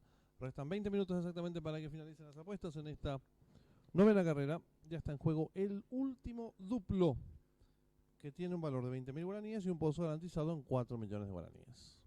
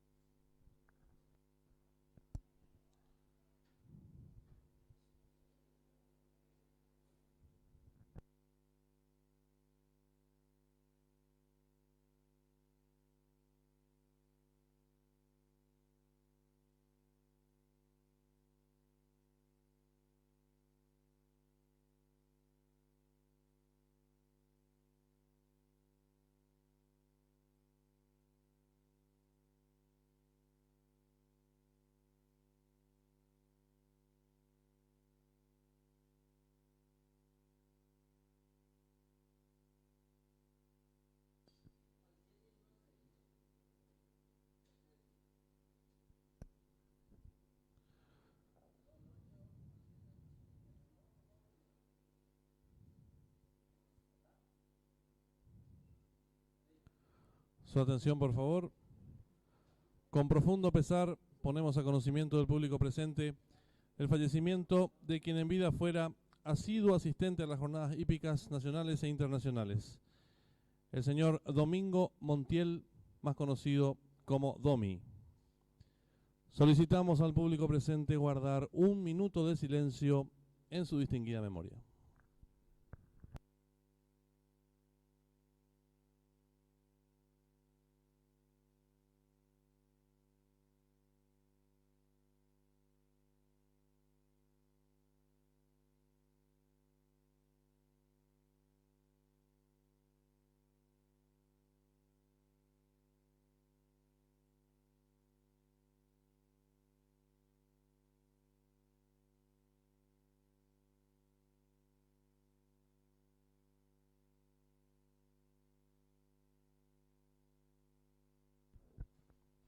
Muchas gracias.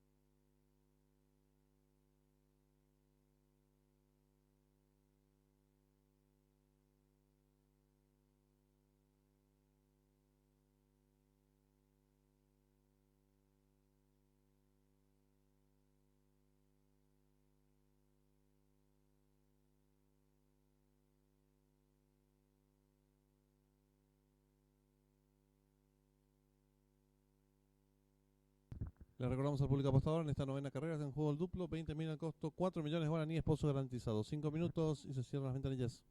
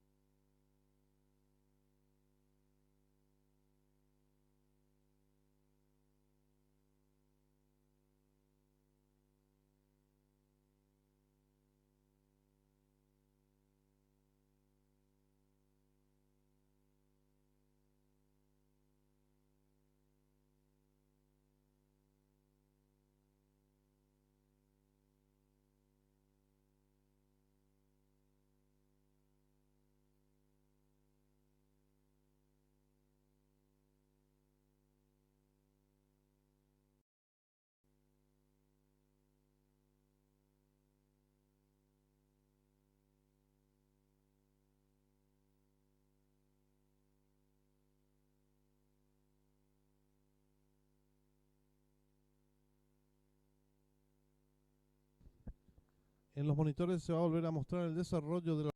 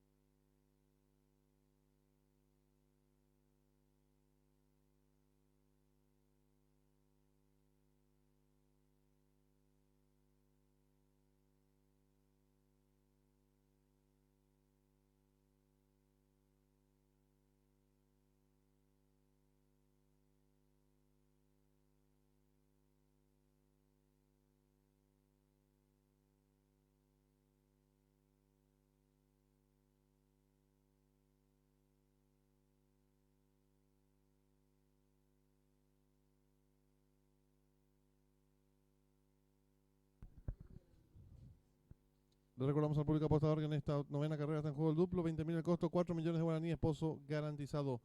También está en juego el segundo pase de la última triple. El enganche tiene un valor de 187.000 guaraníes y juega por un pozo que ya supera los 17 millones de guaraníes. Un minuto y se cierran las ventanillas.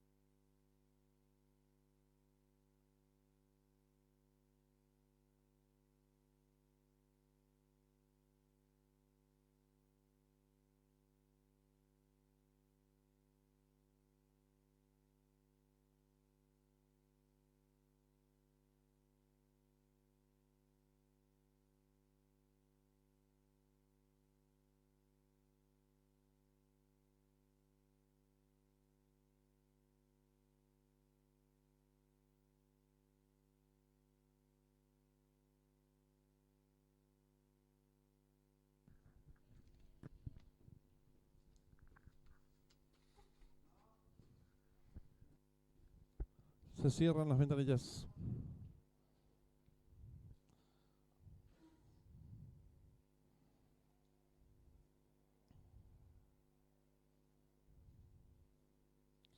Largaron. Salen agrupados los competidores. Trata de enseñar el camino por el lado de la pista. La competidora número 7, Mousecal, estira pequeña ventaja sobre el número 3 que gana terreno por dentro. Tercero se desempeña el número 5. Cuarto viene accionando el 8. En la quinta ubicación se desempeña el 4. Más atrás viene accionando el 6. Luego el 2. Cierra marcha ahora el 1. Las competidoras descontaron los primeros 300 metros de la prueba con el número 3 enseñando el camino, cuerpo de ventaja sobre el número 5, tercero se desempeña el 7, cuarto expectante viene accionando por dentro el número 4, en la quinta ubicación se desempeña el 6 apareado con el 8, en la séptima ubicación el 2 cierra marcha el 1, las competidoras van a comenzar a enfrentar ya el codo con la número 3, Miss Megam. Dos cuerpos de ventaja ahora sobre el número 7 que va en su búsqueda. Tercero se desempeña el número 5. Cuarto mejorando lo hace el 4. En la quinta ubicación gana terreno rápidamente del fondo el 8. Quedando en la sexta ubicación el 6. Luego viene accionando el 2. Sigue cerrando la marcha el 1. Los competidores están en mitad del último codo. Van cabeza a cabeza ahora el número 7 que asume el comando del lote, pequeña ventaja ahora sobre el 3, en la tercera ubicación expectante se desempeña el 8 y están en la recta final, últimos 400 metros finales, el número 7 Mousecal intenta la disparada, dos cuerpos de ventaja ahora sobre el número 8, en la tercera ubicación se desempeña el participante número 6, descuenta ya los últimos 200 metros finales, el número 7 firme en la delantera, lo hace con varios cuerpos de ventaja sobre el número 6, en la tercera ubicación el 8, pocos metros para el disco, número 7 amplias ventajas sobre el número 6, en la tercera ubicación el 8 y cruzaron el disco.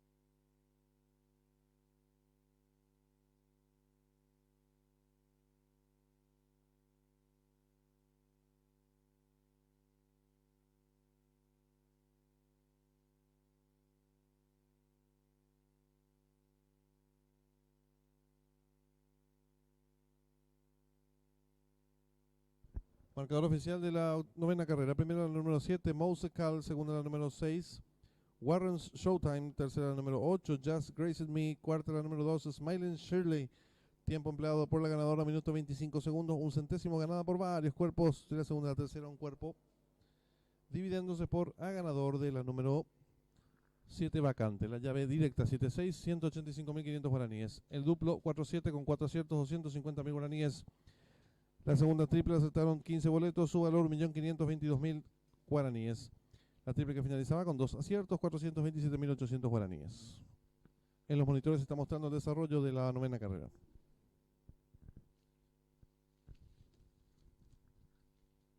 En esta décima y última carrera está en juego la llave directa, 10.000 el costo, 1.500.000 el pozo garantizado y la trifecta un valor de 3.000 guaraníes y un pozo garantizado en 800.000 guaraníes. 15 minutos y finalizan las apuestas.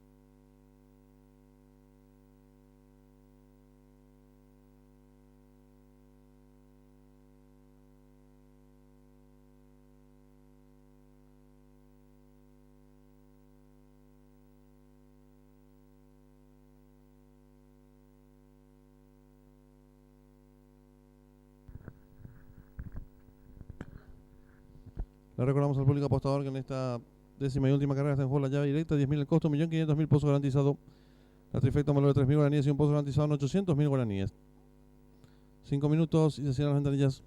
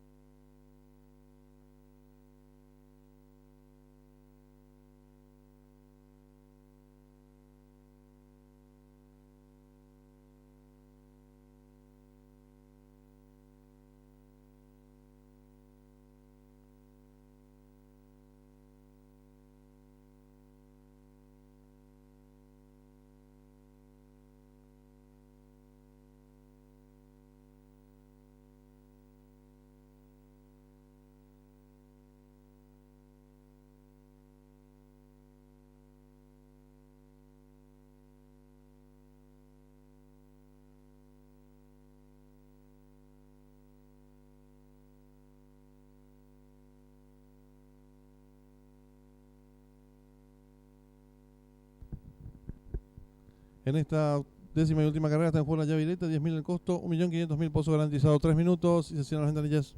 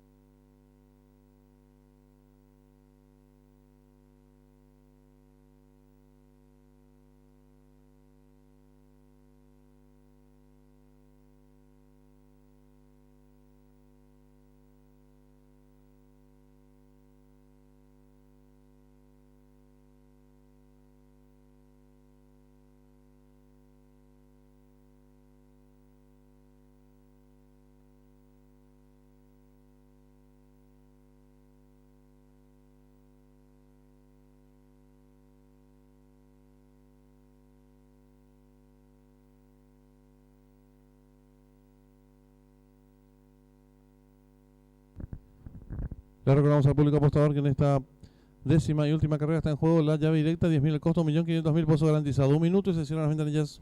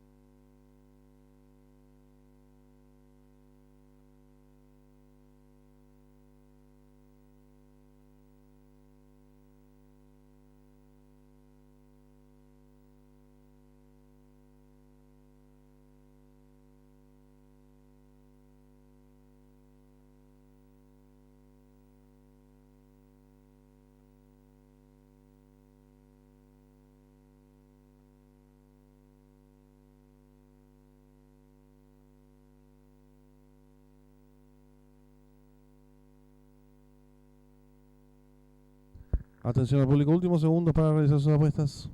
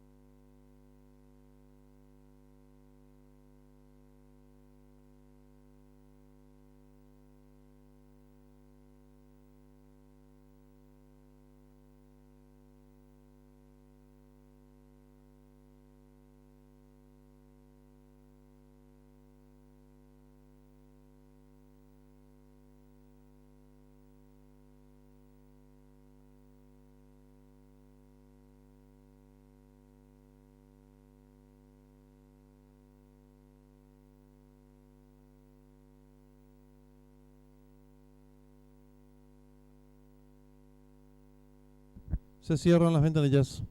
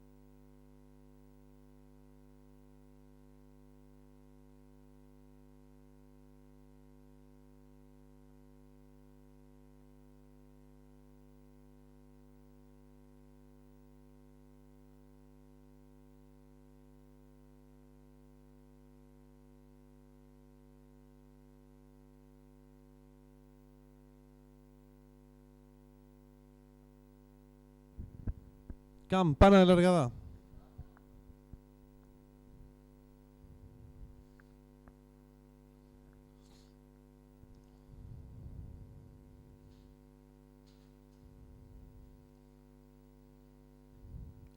Largaron. Salen muy juntos los competidores. Trata de enseñar el camino al participante número 7, Olimpo. Le toma medio cuerpo de ventaja. El número 2, Rey Asiático. Gana terreno rápidamente. El número 3, Terremoto. Quedando en la cuarta ubicación el 8, Spirit. Quinto viene accionando el 8A, Rocinante. Más atrás se desempeña el competidor número 1, Lightmaker. Los competidores van a comenzar a enfrentar el coda y lucha en la delantera. El número 3, Terremoto. Pequeña ventaja sobre el 5, Bacam. Tercero se desempeña el número 7, Olimpo. Cuarto viene accionando el 8, Spirit. En la quinta ubicación gana terreno número 8A, Rocinante. Más atrás se desempeña el 2, Rey Asiático. Los competidores están en mitad de codo, van cabeza a cabeza. Por fuera el número 7, Olimpo. A su costado exterior el participante número 5, Bacam. En la tercera ubicación se desempeña el número 8A, Rocinante. Cuarto viene accionando el 3, Terremoto. Y los competidores de la décima y última carrera se aprestan a hacer el ingreso a la recta final. Últimos 450 metros finales, el número 7, Olimpo. Pequeña ventaja sobre el número 8A, Rocinante. Tercero se desempeña el participante número 5, Bacam. Descuenta ya los últimos 300 metros finales, el número 7, Olimpo. Pequeña ventaja sobre el 8A, Rocinante, que va en su búsqueda. Tercero se desempeña el competidor número 5, Bacam. Descuenta ya los últimos 350 metros finales. Va y lucha en la delantera por dentro el número 7, Olimpo. Por fuera el número 8A, Rocinante. En la tercera ubicación se desempeña ganando terreno el número 6, Rey Maya. Descuenta ya los últimos 50 metros finales. Va a lucha en la delantera por dentro 7. Por fuera el 8, más abierto el 6. Pocos metros para el disco en una misma línea. 8, 7, 6 por la primera ubicación y cruzaban el disco.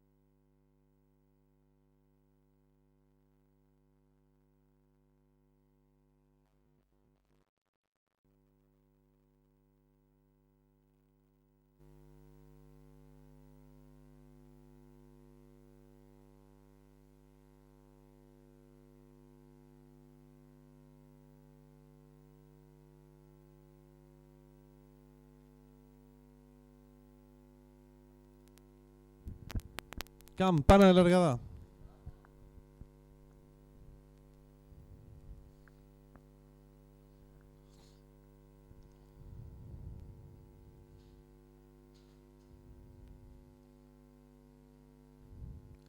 Largaron.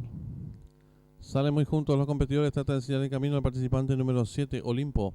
Le toma medio cuerpo de ventaja. El número 2, Rey Asiático. Gana terreno rápidamente. El número 3, Terremoto.